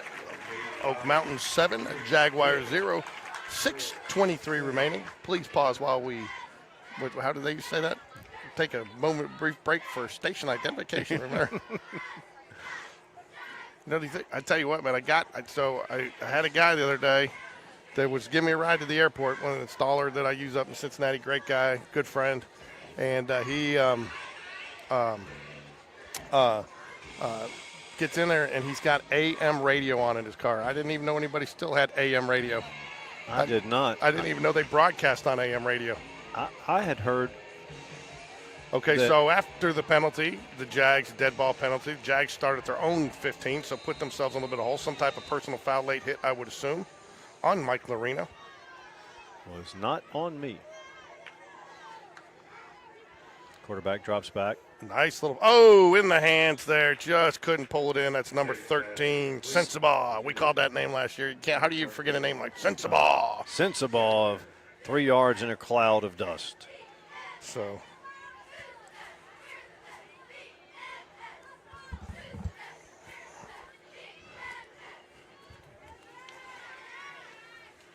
Quarterback for your Jaguars is going to be Benton Tate. Benton Tate. Need to get this little snap-on light for next time, Mike, when we're up here in the dark like this. Hand off right side, big hole. He's got the edge. We remember this young man, Parker Van Zandt. I believe he wore, did he wear 25 last year? Sure. Or was that, you're supposed to remember these things. Your cameraman, Yeah, I know. producer, statistician, Your driver. driver. Picks up the first down. That's the only benefit from that penalty happening the way it does instead of being a first and 25. You know, because it's a dead ball coming out of that, you get a first and 10, you just push back. Look at that penetration by the Eagles. And Big tries stick. to make something happen, but it's, a little chippy there at the end there for number 14, I'll tell you, Parker Van Zandt. number 4, Hudson Brewer, is all over the place on both sides of the ball. He made a big tackle there.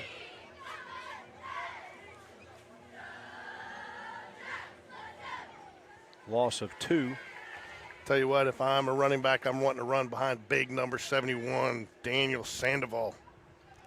Absolutely. Right side of that line. I mean, the Jags line looks nice and stout.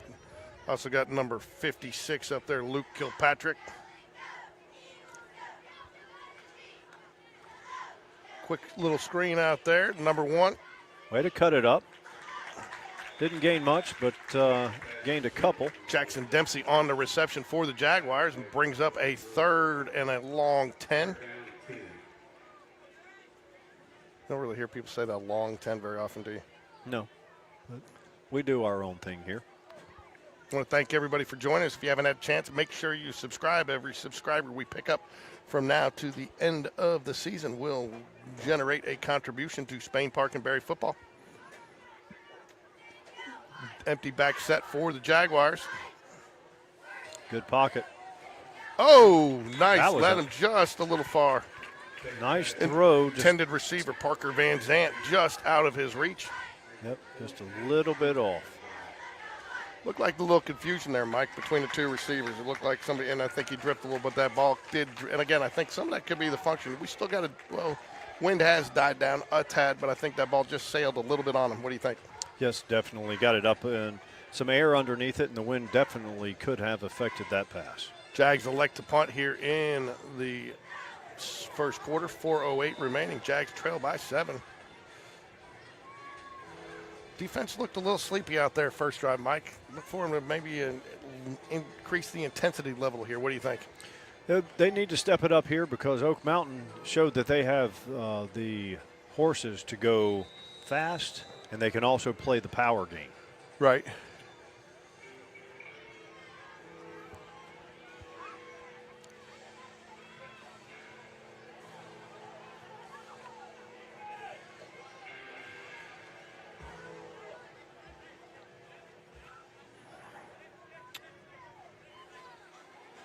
Man in motion for the Eagles. A little bit of an option look. He's going to keep it. Quarterback's going to try to get around the edge. Got a little bit there. He does. Nice tackle there, though. I can tell you right now, 14-4 for the Eagles. Grayson Haley and Hudson Brewer, they are a problem. Jackson Dempsey, the tackler for the Jaguars, coming up from his free safety spot there, it looks like.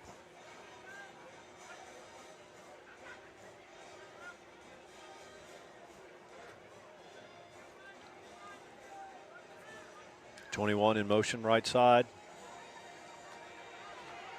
Put a little pressure on the quarterback. He's got room on the edge, though. He's going to pick up the first down and then some. Man, he can throw it. He can run it.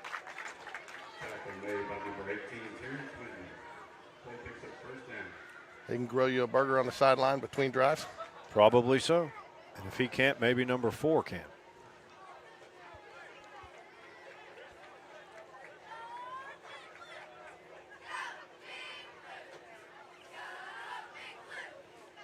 High school football is the only level of football now where the clock stays stopped. when the play runs out of bounds. I like that at the younger levels. The quarters are so short. I mean, when everybody's trying to get organized, you know. Agreed. Like, I've never been a fan of the hot clock, you know, unless both coaches agree, unless somebody's really getting beat down and it's not even, you can't even be competitive, and Right. both coaches agree. But a lot of times officials make that call, and, you know, at this age level, it's just about getting reps.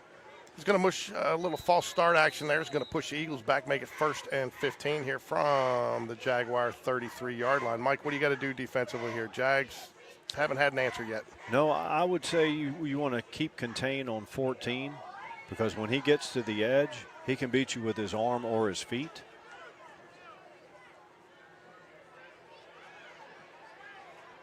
Nice move there, number 21. Nice. That is David Matora. Nice tackle there, though, by number 10, Zion Evans. Zion Evans on the tackle. Tell you what, man, I love, you know your cheerleaders doing a good job when you can hear them through the headset. Absolutely. When we've got noise-canceling microphones. No doubt, and we're way up here by the press box, too.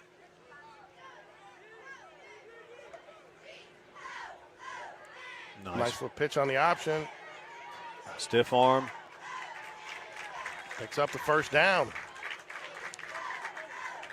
Tell you what, the quarterback for the Eagles there did a nice job stringing it out to the last minute, making the defensive end commit, then getting it out there and giving his man a little bit of edge to run. Yep, Hudson Brewer does his thing again this time. Another 1st down for the Eagles inside of 3 minutes. Jaguar linebackers need to take a little bit better angle there, but I don't think that was a well-executed play by the Eagle offense. Somebody has to take the quarterback, and then there wasn't someone there to take the pitch man. Jags love to get a stop here. Handoff. Oh, nowhere to go. He will be taken down for a loss. Big play there. Luke Kilpatrick in on the tackle there for the Jaguars. I believe he's playing offense and defensive line. Yep. Oak Mountain will use a timeout here. 2:41 remaining. It'll be 2nd down when we come back. Got to give the 7th grade press box crew a little bit of props. They had everything going, the down, how yards to go, what bar marker was on. I've seen high school games that don't do it. I know. They didn't do it Monday night. With paid officials.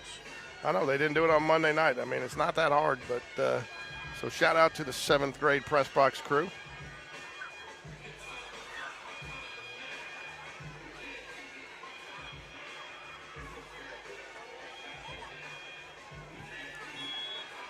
All right. It's going to be a 2nd down and about 14 coming up here after we resume play.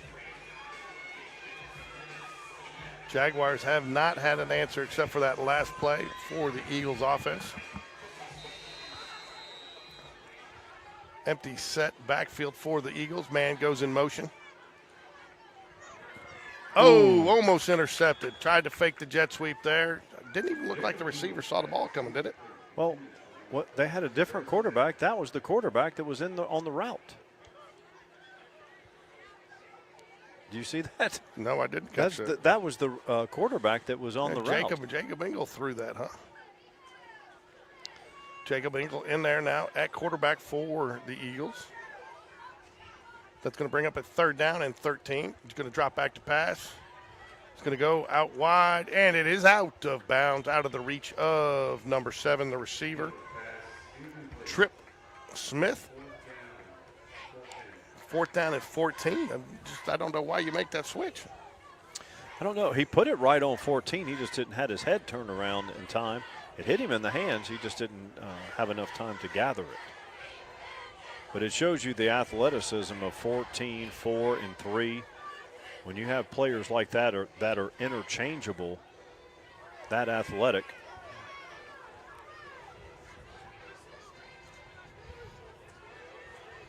Big 4th down play here. Drops back to pass. Goes across the middle. Behind him. Oh, and I'm not sure it was intercepted. No, not intercepted. And you don't want the interception there. You pick up a big 10 yards. Great stop there by the Jaguars. Step up.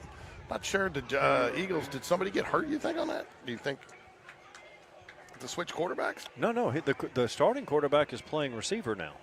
No. I was wondering if somebody, a receiver, to slide him out there because they were having a lot of success with Brewer in there running the quarterback position, and they kind of just just a couple of passes there, a little errant, and fall short of getting up the first down. Turn the ball back over the Jaguars with 2:28 left here in the first quarter. You know, that was a nice opportunity to go ahead and pick up a 14-0 lead. Yeah, I like seeing that. You're giving players – I hate when players get pigeonholed into a position when they're in 6th, 7th, and 8th grade. Well, listen to Coach Bush the other night. You know, you never know where they're going to get drafted on your own team, right? That's right.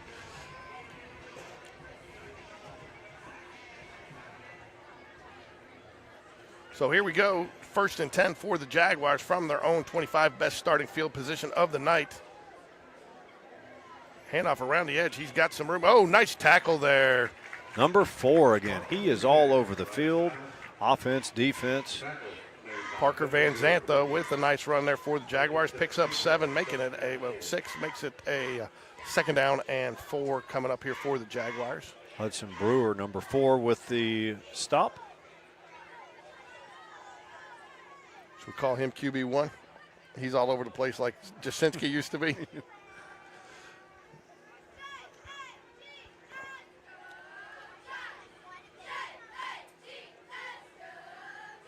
Nicely well done by the quarterback there to pull it down. Saw everybody, went with the motion man.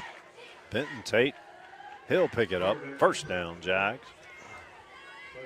I'll tell you, number 3, who was playing quarterback the last 2 or 3 snaps, just lined up at defensive tackle. He did. Watch, he's playing defensive tackle right now. Oak Mountain running a 3-4 defense here, trying to, with the Jags spreading it out a little bit. I think some of that's a testament to the Jaguars' speed and athleticism. 2-back set for the Jaguars. Nice cut. Shifty move, then he went power. Gets about 8.5. Wasn't that Sensabaugh? Who? It was. Lofton Sensabaugh. Such a good name, man. That's a football name, huh? Yeah, it's like that guy from Oxford I was talking about. Rocco Maniscalco. You know, yeah, there's just some names out there that are.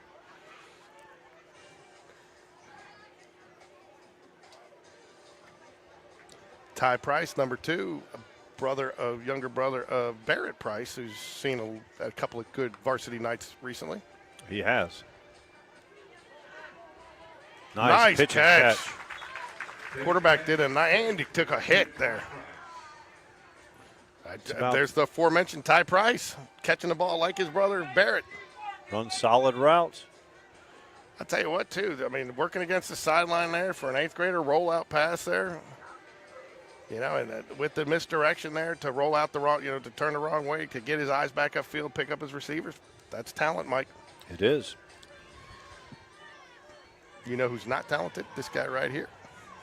Who? Me.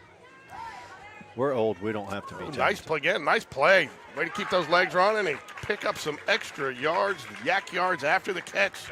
It's number 2, DeAndre Bonner. Who? No, Ty Price. Excuse me. Ty Price. We're working in the dark up here off our sheets. And that's why I'm happy with my little light. Oh, you know what I got to do?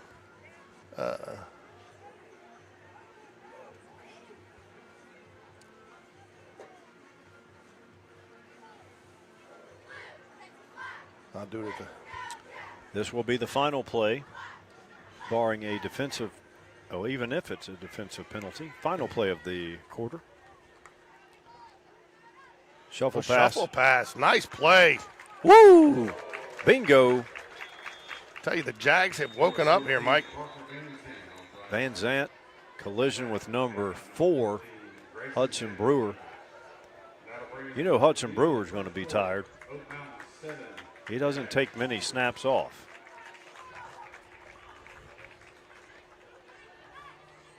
At the end of one, it is Oak Mountain 7 and Berry nothing.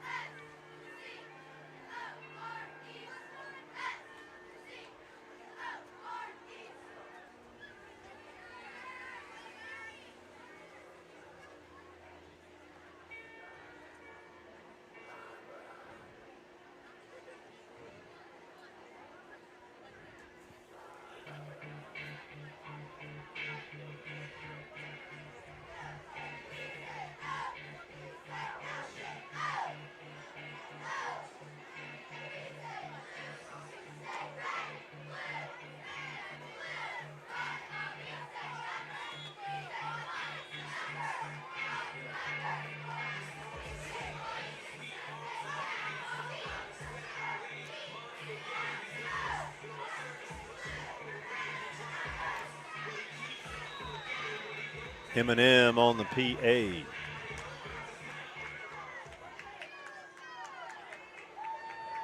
Two-back set. Handoff.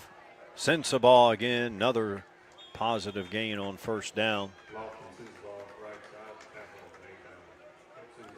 Jags attempting to tie it up.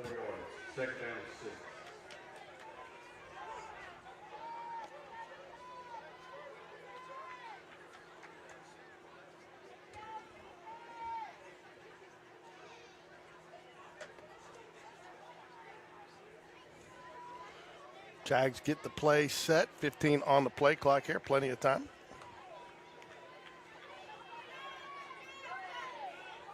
Still going.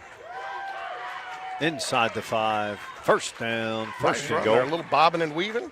Chucking it his way down to the 2-yard line there.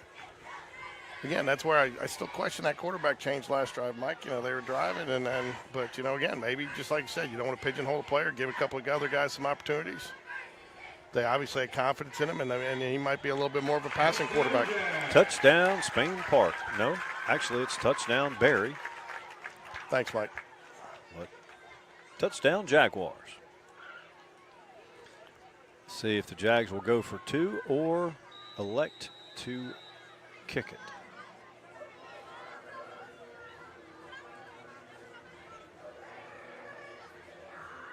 Looks like they are going for 2 here.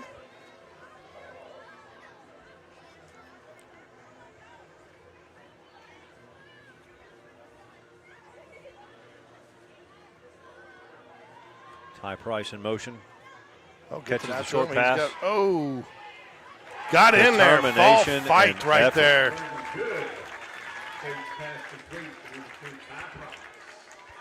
Ty Price is right. There you go. Well, yeah, I think Barrett might want that one. I don't know. It seems to flow a little bit better with Ty.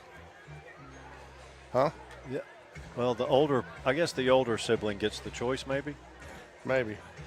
We Like had that, some though. good ones in the first game. Shock and awe.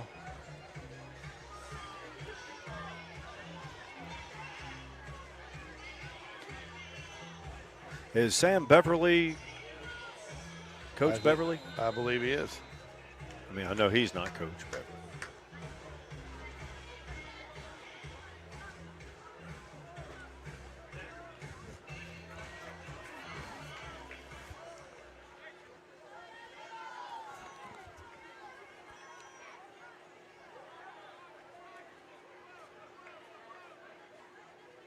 Ooh, that's dangerous. That's a backward pass. Picked up by the Jags. Jaguar football inside the 20. Yep, dangerous pass there. Went backwards. Not sure the receiver realized that at the time. Did not go after it hard. Jags stayed playing till the whistle and pick up the ball for a Jaguar turnover. Momentum has shifted.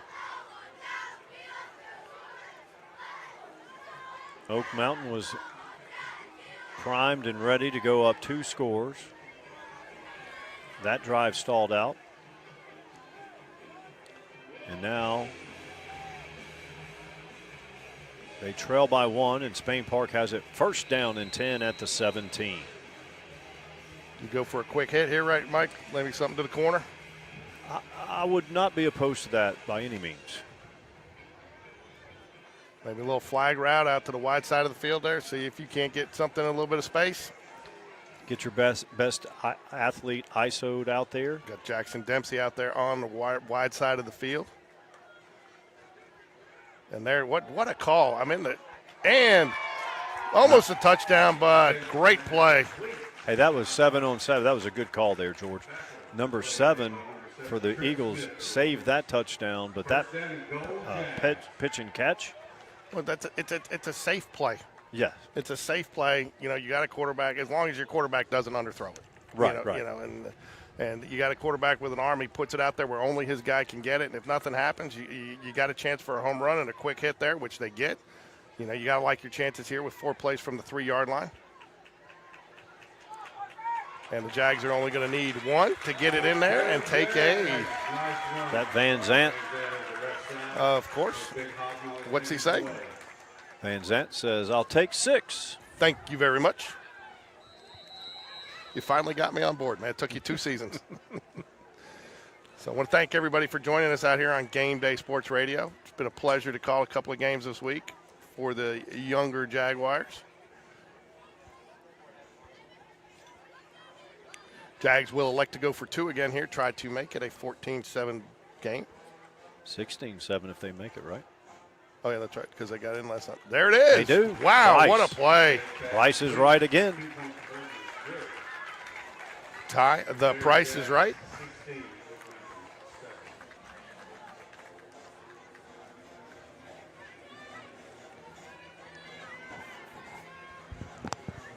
Tell you what, man, Jags have really turned this around. Now they are up 2 scores. They were about to be down 2 scores. Got the defensive stop. You know what our concession stand doesn't have that they need, Mike? Filet mignon? The pickle. No, they don't. They do need that. The pickle's a good concession stand item. It is. We'd be settled for relish for now. I mean, just the pickle. I mean, nothing, yeah. Just telling you, man, I might lobby for that at baseball this year. Quarterback keeper up the middle. Runs into a host of Jaguars. Gains 5. Zion Evans in on the tackle for the Jaguars. That was about the only number I could pick up out of the 6 or 7 guys that were in there. 5-yard gain. Quarterback switch again for the Eagles, right? They're back to Brewer. No, they're back to number 14, Grayson Haley. Okay. Well, I thought Brewer, all I saw was 4 down there. So. Brewer's the do-it-all, both sides of the ball, number 4. Oh, nice nice touch. decision there. That had disaster written all over it. Just a little pump fake, gets the guy in the air, floats it over him. Nice decision there by the Oak Mountain Eagles quarterback. Oak Mountain skill players, most of them are playing both sides of the ball. 7, 4, 3. 5:39 remaining. Jags have a 16-7 lead here. Ball at midfield for the Eagles. Little option. It's not there. Jags did a much better job defending that this time. Loss of 3. Defensive end stayed at home. Linebacker got upfield to cut it off, and as soon as the pitch was made, he wrapped him up and got some help. Isn't that the way you draw it up, Mike? It is. That's one of the few times Jags have kept Hudson Brewer in check. Number 41, Brady Gilbert, goes on the sideline for a rest. Brewer's in the slot, now in motion. He'll take, they fake the handoff to him. Wow, Oh, that wow. was a really Great good defense. throw. Good throw, well defended, but a great throw. I think he catches it if the Jaguar defender doesn't get his hand in there. Yep. Nice throw, and that's a long throw for an 8th grader. It's a long throw for you and me. Yeah. I don't know if I could throw it like that. Placed it where his receiver could catch it, but a very well defended. 3rd down and 14 for the Eagles here. Need to pick up 14 to keep this drive alive. I would assume you're probably in punting territory here if you don't get much, Mike. I would think. Caught. Brought down at the 15. I tell you, man, number 14, Grayson Haley, he can sling it. Tell you, I'm not sure if that was by design or not, but 2 receivers. You usually don't see 2 receivers in the same area, but it got 2 defensive backs kind of tangled up together, and that opened up the receiver a step to go ahead and get the I don't think the play was designed that way. It just ended up. But 14 put it up for number 7, Trip Smith. He makes a play on the ball. They're in business at the 15. nice pass, though, nonetheless. I mean, he put it out the fingertips of his receiver. And, again, I think the defenders kind of took each other out there a little bit with 2 receivers in the same area. We're going to get a timeout from Oak Mountain here.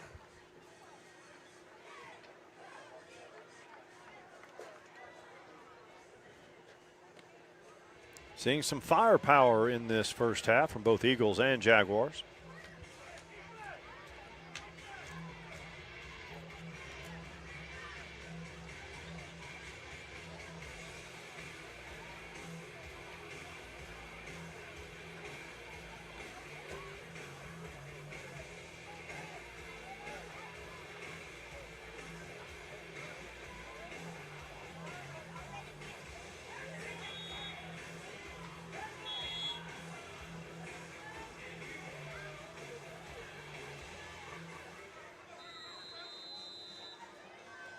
All right, here we go. We're back. Nice little inside handoff. Ooh, takes a hit. Takes a couple of hits, but picks up 5 before being brought down by the Jaguar linebacking crew. Tough run by Hudson Brewer there. He can turn on the Jets on the perimeter, but he can also show just right there that he doesn't mind contact. Oak Mountain going no huddle here, getting the play from the sideline, lining up, not giving the Jags really much of an opportunity to substitute, Mike. Yeah, and that's not a bad idea on a hot night.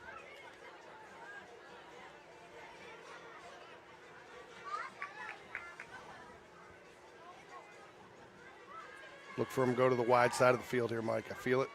Oh, 2 men in motion. That is going to be a false. That is going to be illegal motion. They will run the play. Jags, if they get a turnover here, will be able to keep it, but it will be going back 5 yards. Make it 2nd and 10.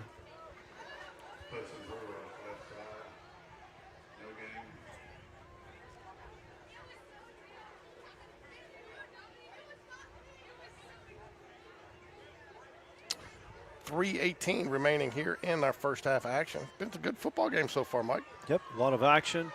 A lot of athleticism. We've seen some nice plays. And again, you wonder at what point, if at all, does fatigue set in for Oak Mountain. Their skill players are playing both sides of the ball and playing a lot of snaps. Oh, nice hit there. Is that number 9? That is J.J. Long.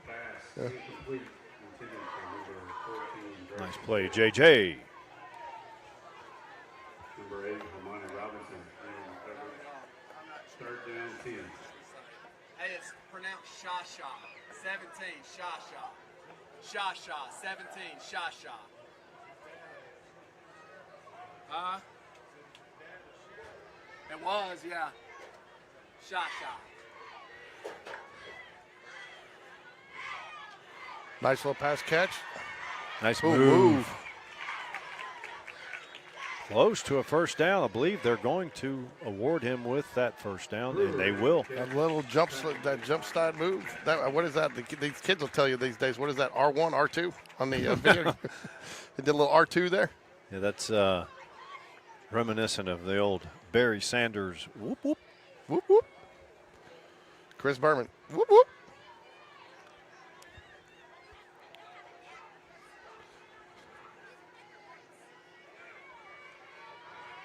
Got a 1-yard gain there.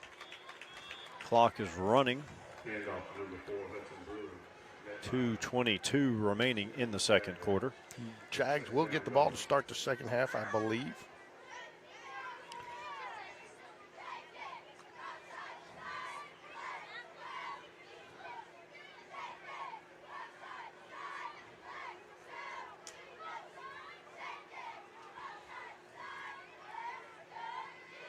Pressure. Not having it. Number Pressure blew up that play. 13, Sensabaugh. Pressure never gave that play a chance to develop, Mike. No. Sensabaugh playing both sides of the ball as well. Nice play there. Like it, Ty, the price is right. That's the best nickname so far of the day. That and who's it? Chalk and all's pretty good. I like the man of the peoples too. Yeah. Is it Quidare? Yep. Gonna roll out, try to keep it. Nice. Nice design play there. You couldn't see it. I had the camera a little too far over, but in the end zone here. But just off the hands. I think even if he caught it, he comes down out of bounds, Mike. If they have any kicking game at all, you should kick the field goal here for 2 reasons. One, for experience, and 1A is because it gets you to one score. That, but I think here's the other thing too: is you got 2 minutes left now. Oak Mountain has had to use a couple of their timeouts. You know, the Jags will get the. I mean, leaving them down here on the 4. Yeah, maybe you get a turnover. You know. Sure. But I'm like you. I'm old school. I say take the points here. I don't think he got it. Nope. And Jags are gonna get the 4th down stand, the goal line stand, and turn the ball over on downs. They'll have the ball here at their own 1-yard line. 99 yards to go with 1:46. Most coaches have this 2 minute on their play card, right? The 99 yards. Sure. It's hand it to Derrick Henry and let him stiff arm 3 people and run 99 yards. Either that or who was the other one? Amari Cooper down the sideline at Auburn. Mm-hmm. So 1:46 left. So what do you? I mean, my guess is here, Mike. You're just going to hand it off, try to get a couple of yards, get it out. Well, maybe we might see the quarterback under center and go quarterback sneak the first. Because how many timeouts does it shows all 3, but I'm not sure if that's correct. That's not correct. Oak Mountain's down to 1 timeout left, I believe, and I believe the Jags have all 3 of theirs remaining.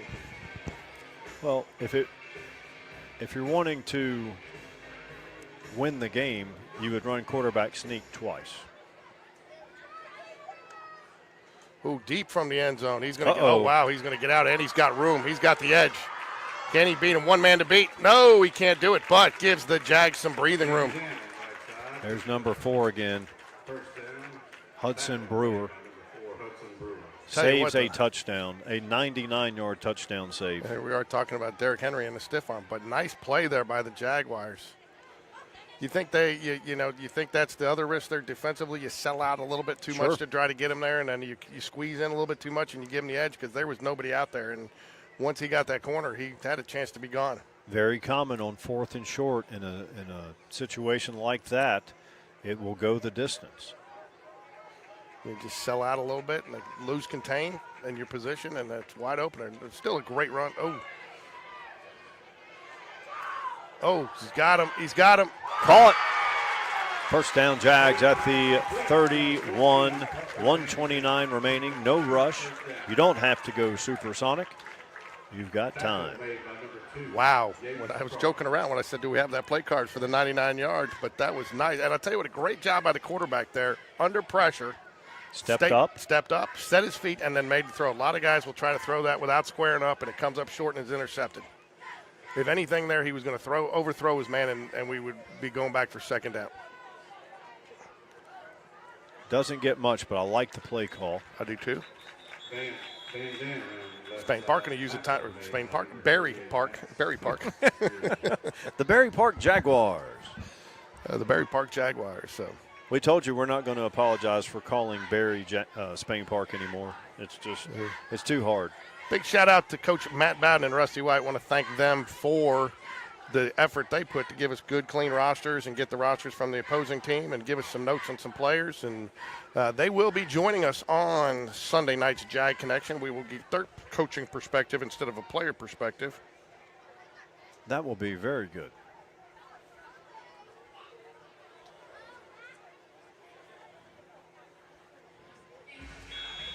And your future Spain Park Jag varsity teams, 9th, JV, they all come from Berry. Have a couple of move-ins, but it all starts here. Well, actually, it starts at the youth level. And we were just talking to Matt McBride about how that culture is now being cultivated down at the youth level and working its way up through Berry and on into Spain Park.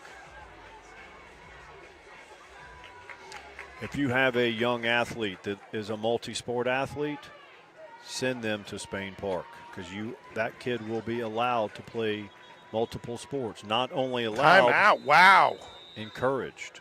Did not like something that happened there. Sorry. That was Oak Mountain's timeout. Yeah. They were just calling a timeout to see what formation Berry came out in.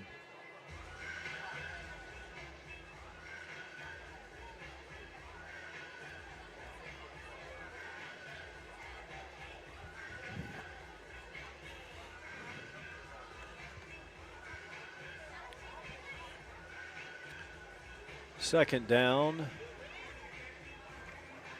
Looks like 6 from the 33.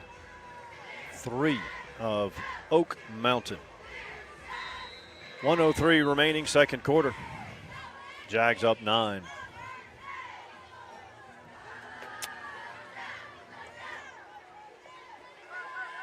Rolls out again. Oh, He just floats a little too far. I don't think it would have mattered. You had a lineman downfield, so even if he caught it, would have been coming back on an eligible receiver downfield. Did they call the penalty? No, but he was he 15 yards downfield. He was in the receiving. He was running the receiver pattern. So I think though that play was supposed to develop a little faster, and they did a nice job of stringing it out, and he couldn't get the pass to who we wanted it to go to. I was thinking that maybe the pass was meant to be completed behind the line of scrimmage to where it wouldn't have been a penalty. Potentially, because you had an offensive lineman about 12 yards downfield. Actuarially. And that's not exaggeration, which is told unusual you. for this group. A million times? I told you a million times not to exaggerate. So that will bring up second down. And where did we get a penalty somewhere that I missed? Yes, just right there. I thought I didn't see they called it. Yeah, the lineman downfield. Lineman downfield is only 5 yards. Must have been a hold. He's got his man running a corner route. Oh, nice catch. They connect. The price is right again. I'll tell you what, with Barrett being a senior, or a sophomore, and Ty, the price is right just as a 8th grader, they might see some action as a senior and a sophomore together on varsity. Absolutely. Barrett's getting playing time now as a 10th grader.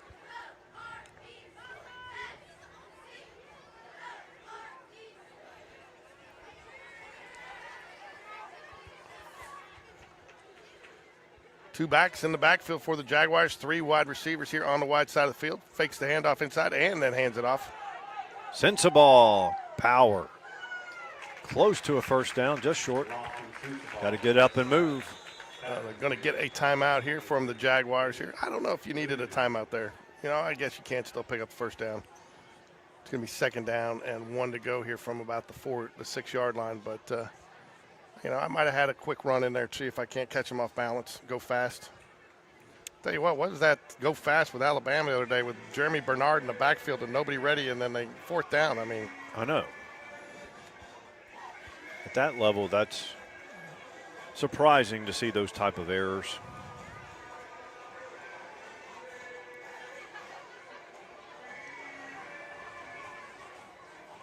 Mike, we've got to see some good football this week. I've enjoyed getting out here and calling the future.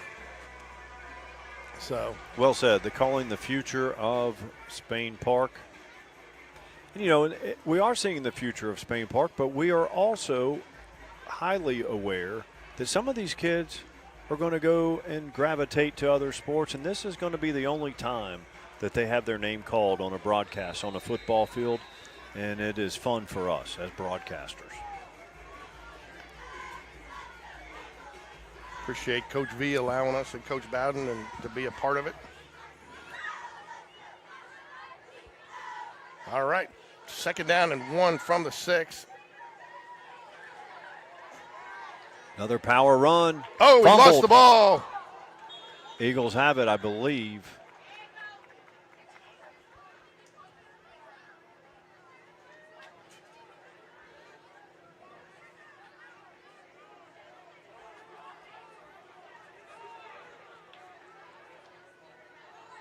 It looks like he's calling second down. Jags retain possession. Clock should be running. No, we got a first down. Jags very fortunate there. Now Now it's the clock running. is running. They got time, though. I'd save your last time out here, keep it in your pocket, but you got to go, go, go. Go, Gadget. 22, 21.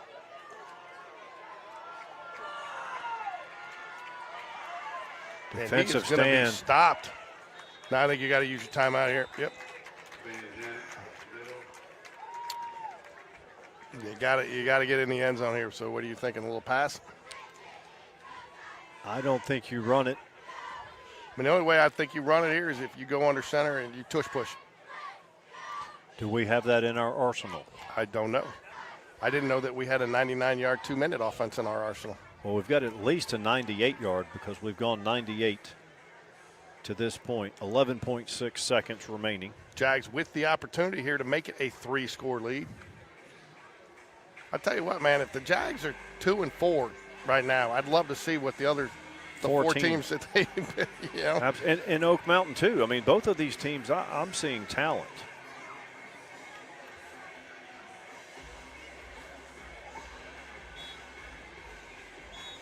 You know, I'll tell you what some of it is, too. And, you know, and the Jaguars, they've got good wins, I think, over Bumpus and Simmons. Was that what I saw? I do believe the Jaguars are out of timeouts. Yeah, Simmons and Bumpus, 8th grade. And those are their 2 wins of the season. So, you know, and again, at the middle school level, you're still playing bigger schools. There's no 6A, 7A. It's all Metro. Could be the last play before halftime here. Jags need to punch it in. They're going to go with a tight formation, 2 backs in the backfield. Call it here, Mike. Hand it off. He will take it in. Parker Van Zant says, I'll take 6. You know, and that's again where you start to think, do I need to play for the wrinkle? What are they going to come in here? And you just play it as vanilla as ice cream. That's right. That's right. Went power right. I do think having the 2 backs in the backfield did help disguise a little bit of it. Yeah, he faked the handoff on the inside, so you got to crash down. And that is a read play there a little bit, I think. So Jags going to take a chance here to go up 24-7. Plenty of time. He steps up. It is good 2-point conversion. 7.5 seconds left here in the half. Jags take a 24-7 lead here. I tell you what, Mike, this if you would have taken the first 2 drives, you wouldn't have thought this would have been the score at halftime. No. Well, it was very close to being 14-0. And then the Jags got the stop, immediately responded with a score of their own. That was when you pointed out when Oak Mountain went from 14 at quarterback to 3. Shouldn't it be 24? It should.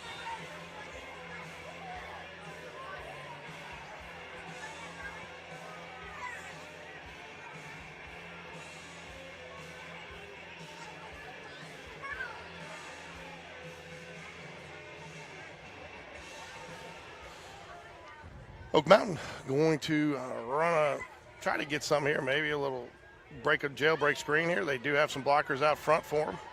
He's got a little bit of room to run. He's cut it off to the far side of the field. That kid's an athlete. And that will do it. That will run out the clock for the half. Nice play there, though, to pick up some yards, you know. Hudson Brewer, he's been busy. You go back and rethink 2 decisions if you're the Oak Mountain coaching staff, switching out the quarterback. And, again, not that the second quarterback did a poor job, but you had some momentum going. You came in with a couple of passing plays. You just overthrew and missed a little bit. Not bad plays at all. The performance has not really dipped, but you just had the momentum going there. And then the second one is to go for it down there. Maybe they don't have a field goal kicker, but that goal line stand huge because that's a 14-point swing right there. Absolutely. It was at the time it was 16-7, and if they punch it in, it's 16-13 or 16-15. You know, between 13 and 15. If ands and buts, but again, I try not to. I'm not going to be critical of personnel decisions like that because it's middle school, and I want as many snaps and reps and many players to get out there as possible. I agree. I'm just, it's just those are just momentum swingers. You give them some momentum. Now, the odds are on your side. The odds of them Spain Park or Jaguars going down and scoring on a 99-yard drive to close out the half, the odds are not in your favor for that. So the percentages say that's probably not a bad go for it there. And maybe you feel like field goals aren't going to do it in this game. Right. And maybe you're testing a 4th down play there that you have. But, the Jags get the stop. They get the momentum, the big play right out of it. And then, I think, too, the Jags are sitting there thinking with, Oak Mountain now just about out of timeouts. Do I go for it? If you pick up a couple of yards, you probably just run up the middle and try to kill the clock there. When you get a big 30-yard run like that, now you're in business. Yep. All right, we're going to watch cheerleaders here. We'll be back in a few minutes, folks, for the second half action of tonight's doubleheader coverage of Berry Jaguar football.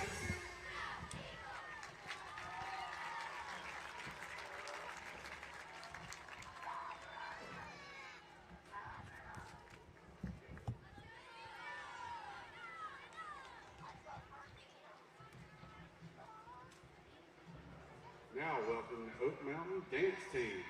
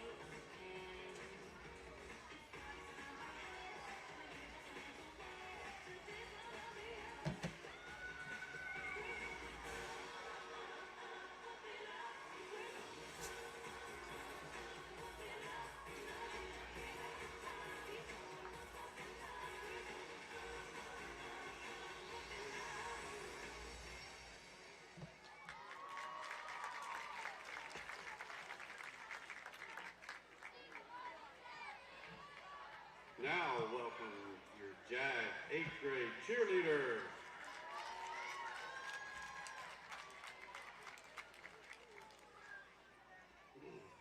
Harper Bates, Nora Boyd, Maylee Bridges, Carson Cernelia, Captain Harper Chambers, McKinley Dolahide, Savannah French, Millie Green, Haley Hayden, Bella Hollingsworth, Lena Jordan, Isabella Lee, Emma Kate May, Brooklyn McClure,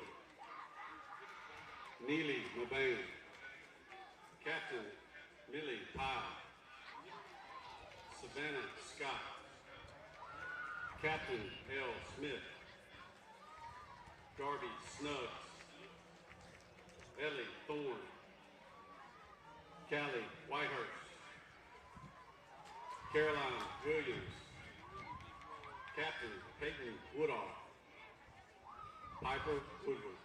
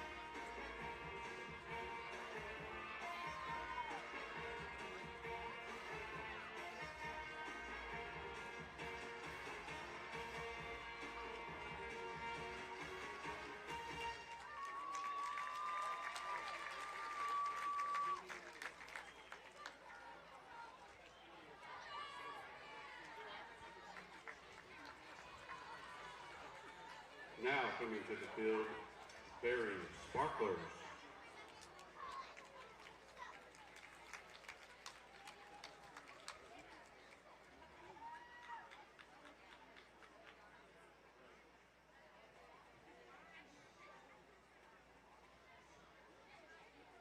Adeline Franks, Olivia Grace Jackson, Kenneth Martin, Miranda Mead, Natalia Morales, Brooke Portera, Liddy Wesley, Captain Collins Creel, Head Captain McKinley Ducksworth, Captain Journey Elliott, Harper Foreman, Marianne Hoffman, Quinn Nguyen, Inaya Samji, Kennedy Stevenson.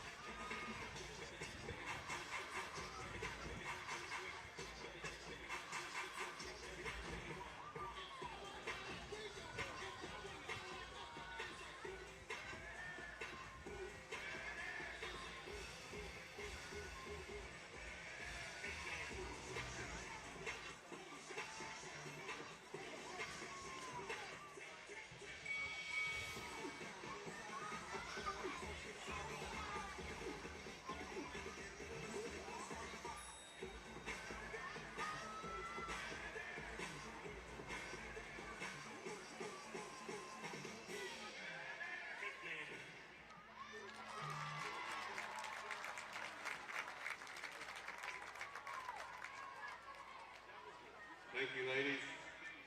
Let's give a warm round of applause.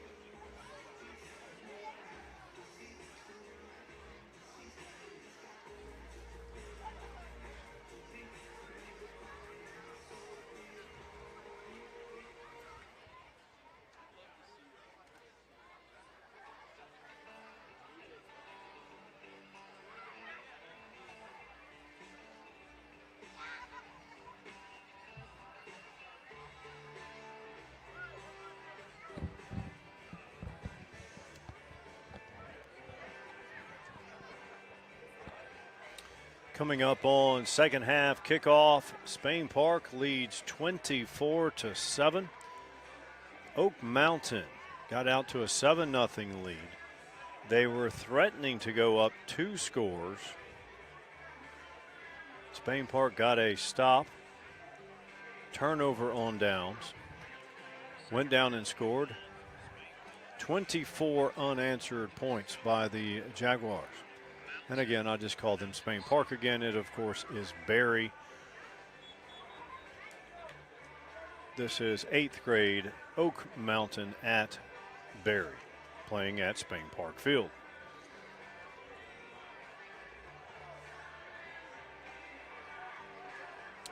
Spain Park will have the ball first in this third quarter.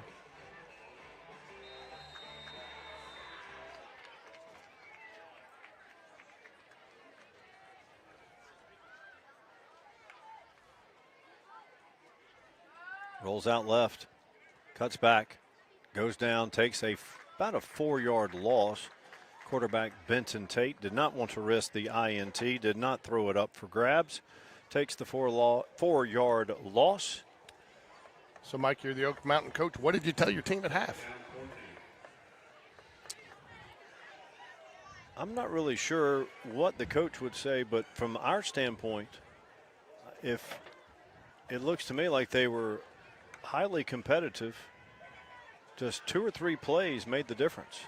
That's what I was going to say. You kind of read my mind. If I'm their coach, I'm saying 2 or 3 plays, we execute. This is a 24-22 ball game. Sure.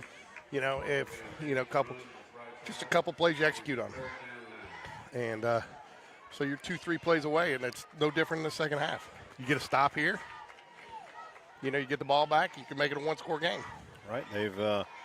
They've created this 3rd and long, 3rd down and 9.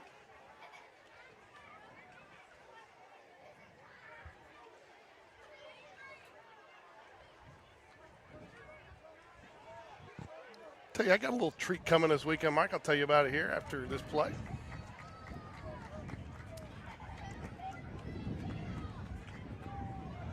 Ooh. Eludes the rush, rolls out to the left. Lucky to get it away. So I am going down to Florida Atlantic University for Parents Weekend with my son, Sean. But part of that Parents Weekend includes going to the Florida Atlantic Owls football game versus the UAB Blazers. Very nice. Where I will get to see Spain Park alum Evan Bishop on the field for the Blazers as long snapper. All right. In fact, Evan was gracious enough to give me a ticket to attend the game down there, and so it's nice that we see some of the Jaguars' success post-high school. Right. A lot, and Landrum Roberts, who does the broadcast for Spain Park, will be doing the UAB broadcast down there. He will not be here Friday night. You almost had your chance of Friday night fame by giving him able to do it. I think AA had a conflict, but he's back on. So I want to thank Jake Marshall for inviting us briefly for that opportunity. Well, we'll fill in if and when they need us. I still need to check with Coach V and see if he was serious about doing instant analysis with his pop. I was down there talking to Coach Beverly, telling him how Coach Bush was saying his footage from the drone has been a game changer because that's what they use to make their adjustments during the game. Except you do know that Bev flew it into the net at Saraland during the playoff game. Oh, nice tackle. Yep. Big gainer again. Number 4 has been busy. That is Hudson Brewer. Both sides of the ball, making tackles, breaking up passes, running the ball, catching passes. That was a very, very nice tackle there. Might have been a touchdown-saving tackle. He had a speed going with him. Good tackle from around the legs there by the Spain Park linebacker, Jaguar linebacker. They'll hand it off left side. First down, Eagles.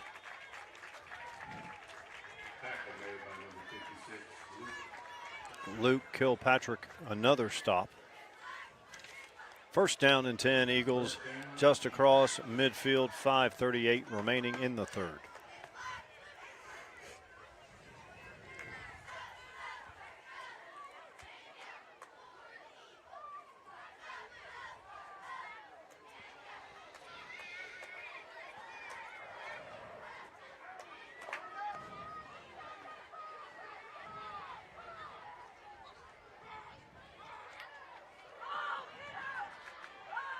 Nice play there. Number 13, Lofton Central. That is number 19.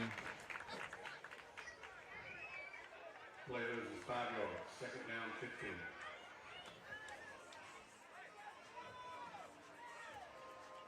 Well, I don't have a 19, so was it 18 maybe? Terrence Wyndham For who? for Spain Park. Oh. They made the tackle. I was gonna say I don't have a 19 on Oak Mountain. Yeah, it was 18. That would be Terrence Wyndham. Tackle for loss, TFL.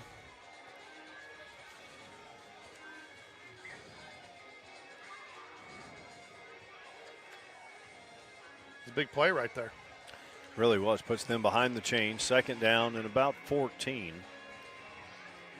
Now we have seen Grayson Haley, the quarterback for the Eagles, make some very nice throws.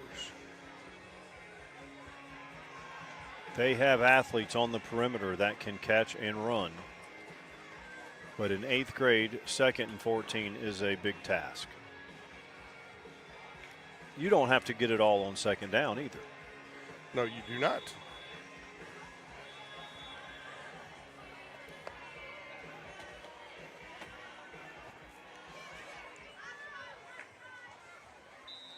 Oak Mountain, 5 wide receivers set.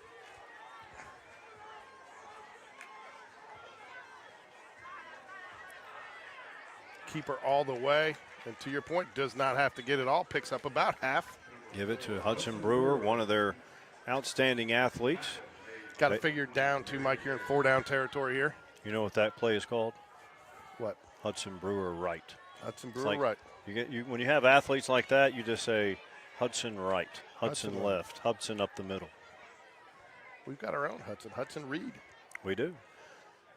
He is a legit power 4 prospect. He has not decided yet, has he? No, he has not. He's got a couple of good offers out there. Little toss sweep around the left side here. Jags do a nice job. Ooh, Man, gets close to he the got first it. down. I don't know. Nope, they spotted him just about 2 yards short, 1.5 yards short. Oh, no, then he goes ahead and steps down 2 more yards. He was waiting for the way to the kids to move out of his way. First down and 10 at the 39. Or the field judge to pull up his pants.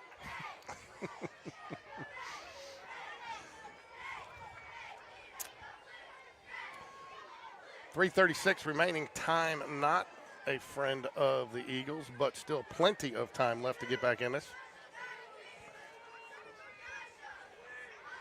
Flare pass out to the right. There's Hudson again. He'll cut it back. Man, he is shifty. He's not afraid to lay down a lick on the defensive end, but he's fast. But the little things is what makes that play successful. You've got to hit him in stride like he did there. Yes. Put that ball with some touch where he can catch it and keep his momentum going. Very Maybe good he's got to point. stop and just so that play was made just as much by the touch and where that quarterback put the pass. If he doesn't hit the pass and catch the pass in stride, he may get caught behind the line of scrimmage. You're right.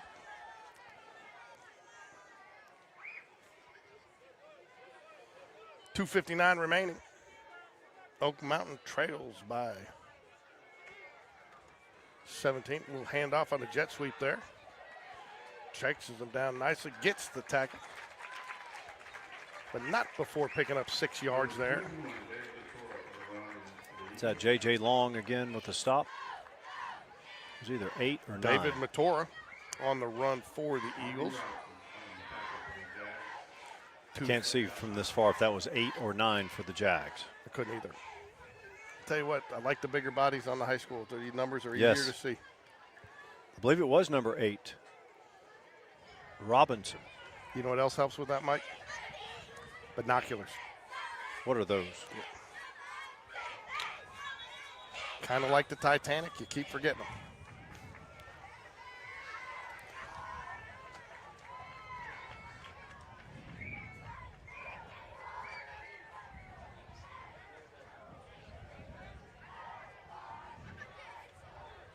Coach Bev was just showing me Donaldson had him fly the drone around the whole campus the other night during the game and get, shots of from way far away. It looked really cool. 5-yard penalty there, false start there on the Eagles. They're going to bring up a 2nd down and 9.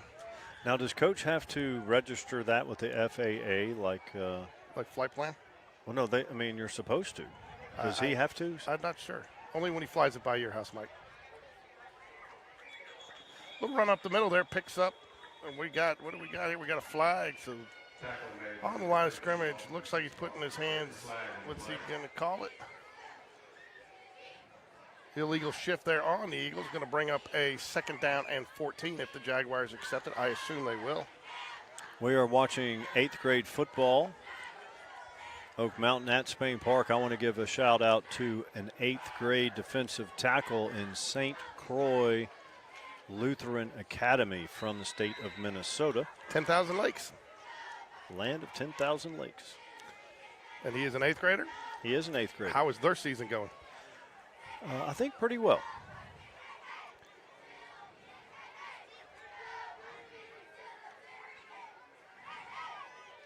Ooh, nice pass. Oh, what a hit. Nice pass and catch. Oh. Injured player. That to me looks like got the wind knocked out of you. Hopefully that is all it is. I believe that's Dempsey. Coach Zajac will run out there to the athletic trainer for Berry Middle School. I see Coach Bowden out there checking on his players, sending the rest of the team to the sidelines to get with the assistant coaches.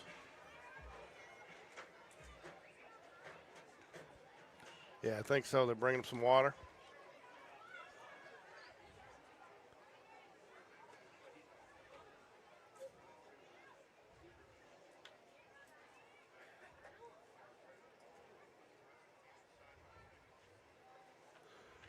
Looks like he's going to be okay. Getting him up. Yeah, that is Jackson Dempsey. Jackson Dempsey's been making hits all over the field today. Name's been called a lot, made a lot of solid plays.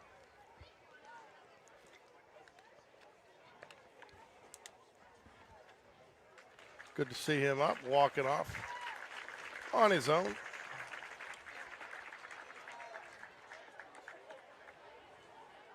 That'll bring up about a 3rd and 5 for the Eagles. 1:09 remaining here in 3rd quarter action. Mike, I'm not a smart man. But you know what love is? No, but I think you probably can count on a Brewer touching the ball on one of these next 2 plays. Run a little option. He's going to keep it. And the pitch at the last minute. Ooh. Cuts it hey, back did you in. see that block? Yep. Number 14 quarterback made the nice decision, made the defense commit. Grayson Haley pitched it to number 4, Hudson Brewer, and then Haley made a key block. Picks up the 1st down. Eagles can get one more 1st down without scoring.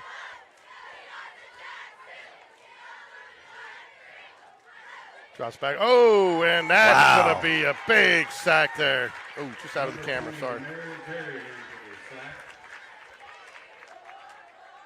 That's number 20, Got a tie. Marion Terry.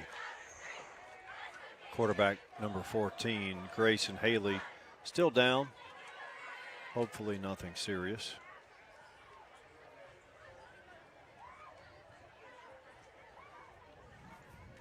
Looks like maybe a cramp. Yep.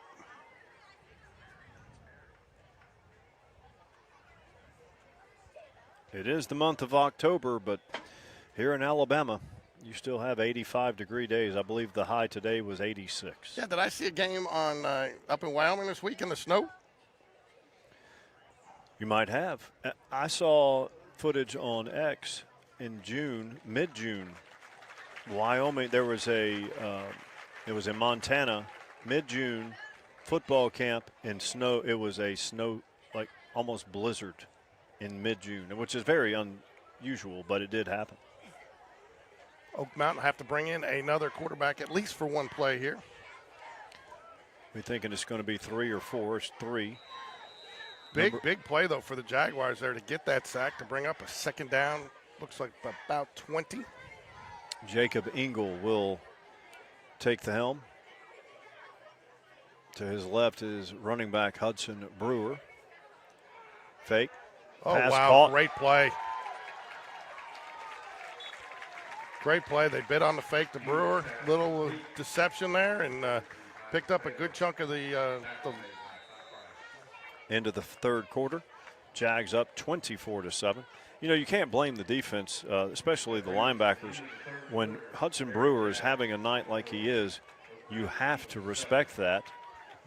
And then it opened up that pass. It does, and I mean that's again that's what having a player like that does. And again, good play, good call by the offensive coordinator there for the Eagles to recognize that and use him as a decoy there and get a guy wide open over the middle and pick up a lot of that yardage back. And I'm assuming that a lot of defenses would assume that, hey, the starting quarterback is out, so they're going to run it. But they didn't. They put it in the air.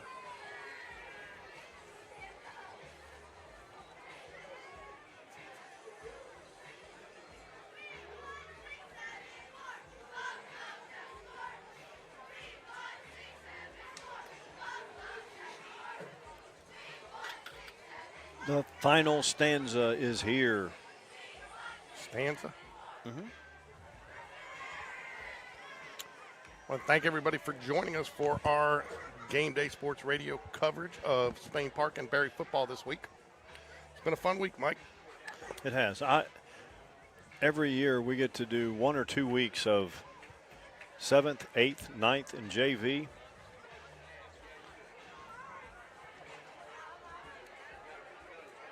Lots of fun.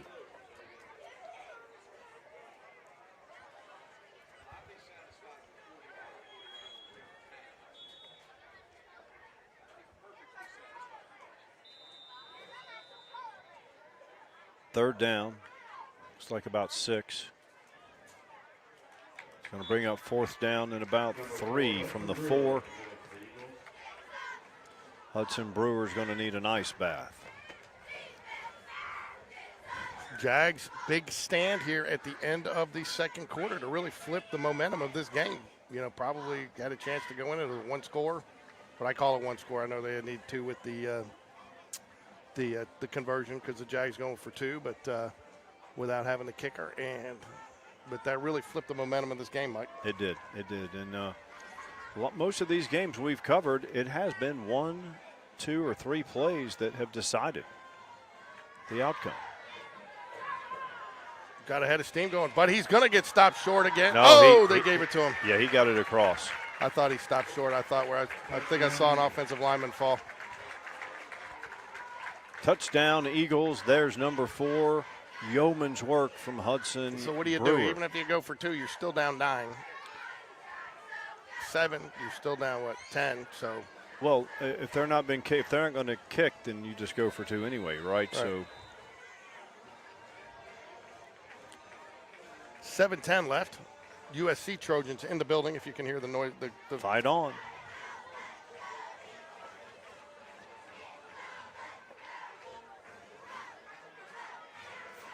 Nice play over the middle there. Again, use the fake. They convert. Got the tight end out there. 24-15, 7:10 remaining in the ball game here. Jags 3 and out. Their first. Again, the Jags had 3 offensive plays in that third quarter. Oak Mountain came out with a purpose, forced the 3 and out. Oak Mountain, too, was converted on a couple of fourth downs to keep some scoring drives alive today. They did 1 in the first quarter on a nice long pass. I think didn't have 2 fourth down conversions there, or just 1? Might have been 2. So.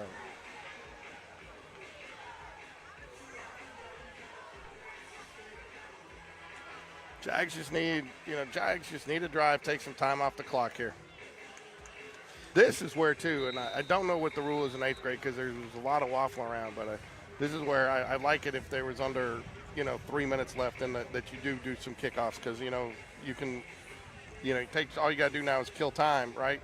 Because they have no chance to get the ball back in some cases. Right, there's no onside kick opportunity. No, and I think they should allow an onside kick opportunity, under 3 minutes or something like that. Sure. Again, just to learn the game, too. Right. Jags come out disorganized. Looks like they're going to use a timeout. Didn't look like I had a good handle on the play call there, Mike. Yeah, maybe a personnel issue. someone was in when shouldn't have been, or vice versa. Personnel or personal? Personnel.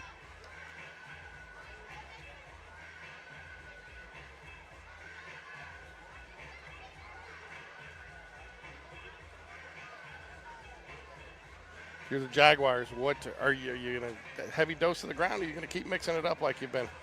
I think the latter, because you trust Benton Tate. I mean, we've already seen him, and he's not throwing it up for grabs. He'll take his, what Smart. the defense He's gives making him. good decisions. So, What is from it? what I've seen, you trust Benton Tate. Time for the Benton Tate Show, according to Mike. We'll see what Coach Bowden likes to do. Van Zant, nice, strong run. He was down, but referees do agree that it's down. Brings up 2nd down and 2 for the Jags. Parker Van Zant, another great name, man. Yeah.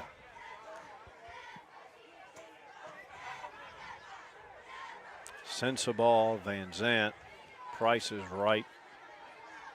I sent that to Coach V. Texted that to Coach V.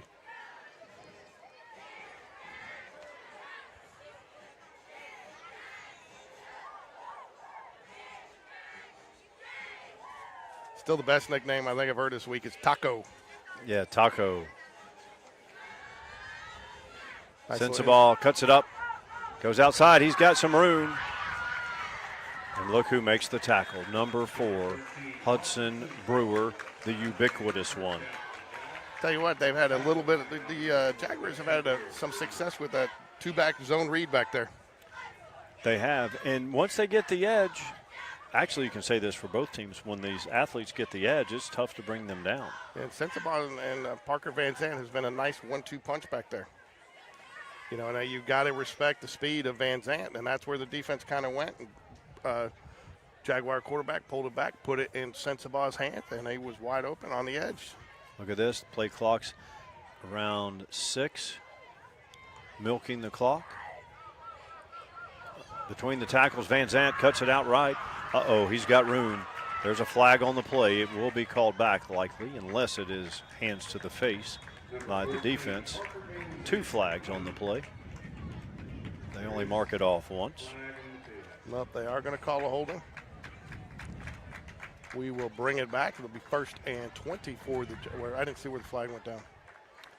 Yeah, it might be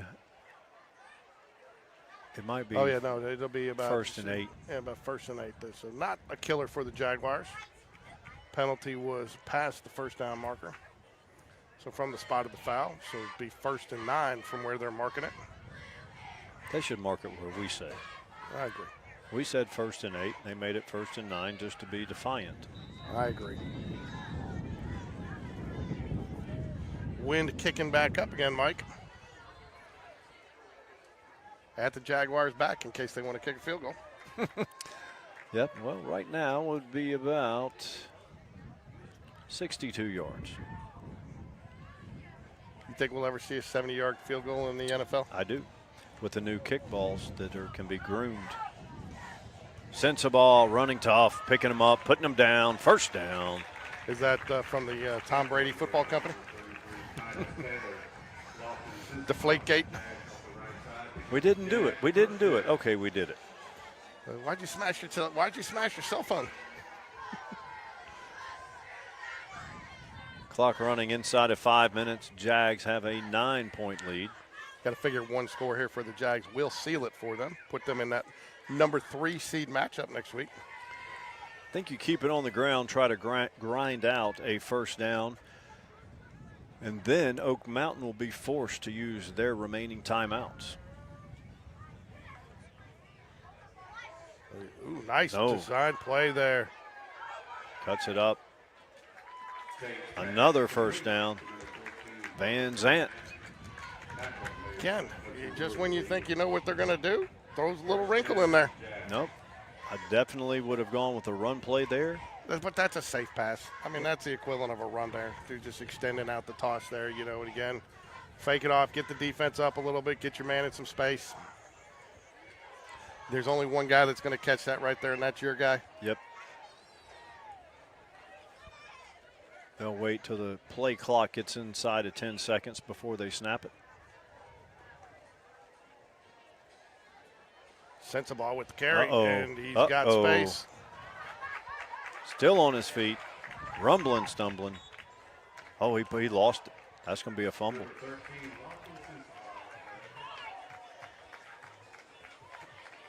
Eagles came down with the ball, but the refs Called him down at the 1.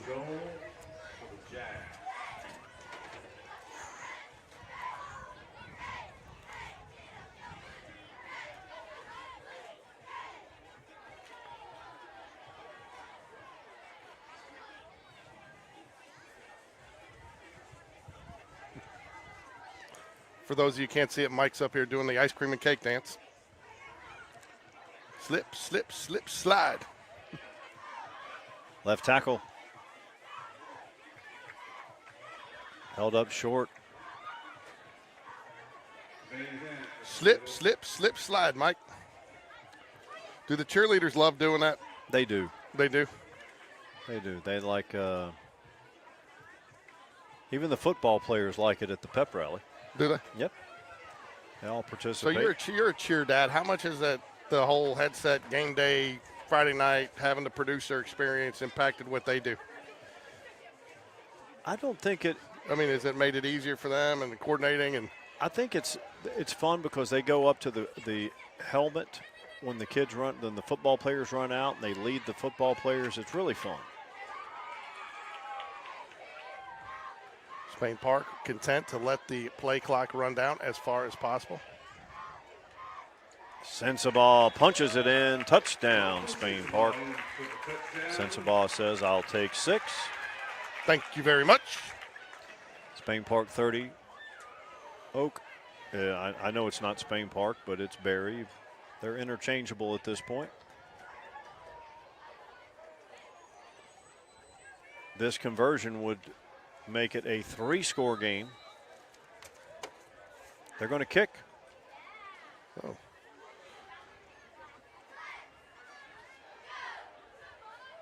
Kick is up. It just squeaks over the crossbar. It is good. Spain Park 31 and Oak Mountain 15. I think we lost on the, we had saying Spain Park, the over-under was 27.5 and we lost the You think we over. did it more? I do. I know I did at least 17.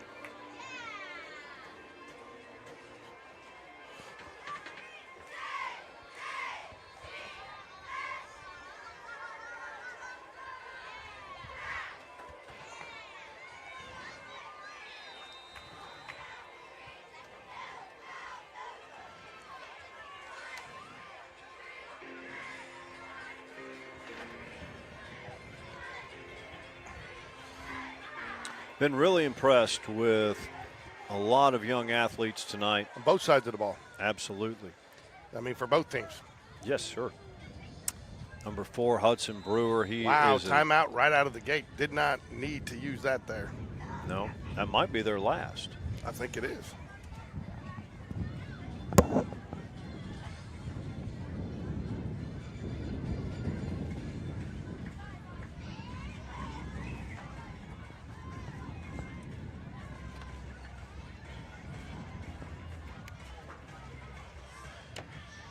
.219 remaining in the 4th. Spain Park up 16 points. Still a 2-score game. They did convert the extra point after that last score, that last touchdown.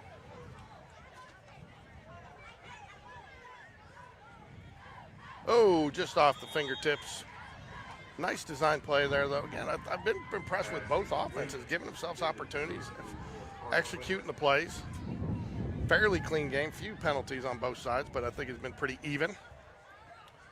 So, Jags will move to 3-4 in the season. Have a chance to finish at 500 if with a victory next week over the number 3 seed. Ooh, wow. Wynn's going to get a hold of that one. It did, man. That's a tough one.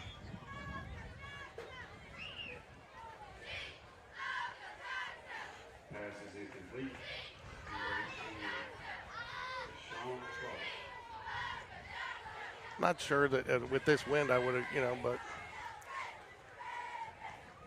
You're down 2 scores. yeah, they've had, but you get something over the middle, break a tackle or two. I think They're- that's your Irish success right there. Number 16 in motion. They fake it to him. Ooh. That play's been working all night. That was Good. just overthrown. Just a little juiced up there. Now you got a 4th down here.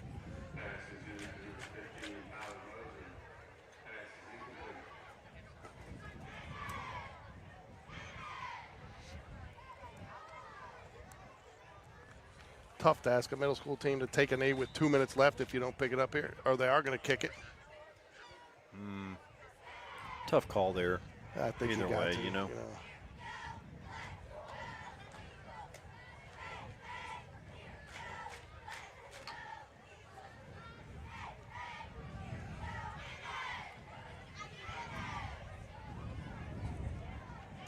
Jaguars with the win moves to 3-4. Tell you what, it's hard to believe they've only played 6 games. That barely feels like a season. I know. And in the basically this first week in October, regular season. Mm-hmm.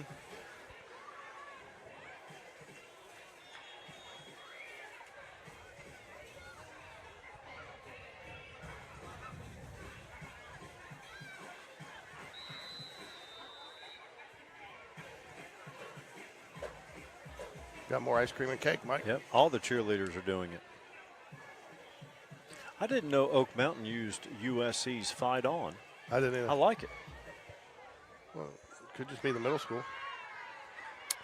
All right, Jaguars back in business here at their own 40. Benton Tate, he'll put it up. Dropped. Underneath pass there. Good save. Looking for somebody dragging across the middle. Was not there. Went to his outlet receiver. 1:44 remains here, 4th quarter action. Want to encourage everybody to go out Friday night to Chelsea, see the Jags. This is a big game. This really, win here pretty much will determine if the Jags get to host a playoff game or not. That is critical. So more than likely it looks like Benjamin Russell will hold on and win the area or the region. So, top 2 teams in the region host first-round playoff games, and so I don't think they're going to lose 2 games in the region. no, but Chelsea's a little bit of an enigma. They ended up losing to Pelham. I think that's been their only loss all year. They have not played Benjamin Russell yet. You still have Chelsea, Calera, and Chilton County remaining. Calera and Chilton County, I think, are both still winless. So you got to feel good if you get through this one. You're at least looking at a minimum of 2nd place, and then for some reason something does happen, you got the head-to-head on those guys. Yeah. And that's the big thing. If you were to slip one of those last two games, or something crazy were to happen, you've got the head-to-head. V will not allow the conversation to go here, but the top 2 running backs have been out for 3 or 4 weeks. You have other players that have been missing games. We've got Tacos missed games. And the Spain Park coaching staff does not bring it up. It's like next man up, let's go. But it is very impressive that Spain Park has kept their momentum with all those injuries. And hey, number 16, he can pick them up and put them down. Yeah. Was a quarterback, said, Coach, let me play running back. And then sure enough, 2 running backs get hurt. And he's doing an outstanding job. You got Mason McClure, who's been all over the field, he's a wide receiver, and he's been having to step back in there and pick up some time at running back. And speaking of running backs, look at this little one go. Let's get that number there. It's going to be the last play of the game. Number 4, isn't it? Garner Giddens. Is that who it is? Let's see. Yep, Garner Giddens, nice big run there. That's your ball game. Spain Park 31, Oak Mountain 15. Actually, Barry 31, Oak Mountain 15. So the 8th grade Jags will be back here next Thursday night in a 3 versus 3 matchup, South versus North, and I believe 7th grade will be here on Wednesday night. So want to thank everybody for joining us this week. We have had a blast being out here covering the future of Spain Park athletics, not just football, because like you said, Mike, a lot of these kids could end up being basketball players, soccer players, volleyball players, Track, cross country. cross country, whatever. So, but it was fun to see it and start to get some of these names because I do. I mean, I remember Sensabaugh from Yes. last year, and some of these other ones. So, Ty, The Price is Right is, so. It's been a great time, and we've enjoyed covering Spain Park football. Join us for the Jag Connection on Sunday night, 6 to 7, live from Jefferson's. Live broadcast on Game Day Sports Radio. We will have Coach Rusty White and Matt Bowden on with us to talk about this week's games, as well as Coach Tim Vakakis. So that'll wrap it up for tonight, though.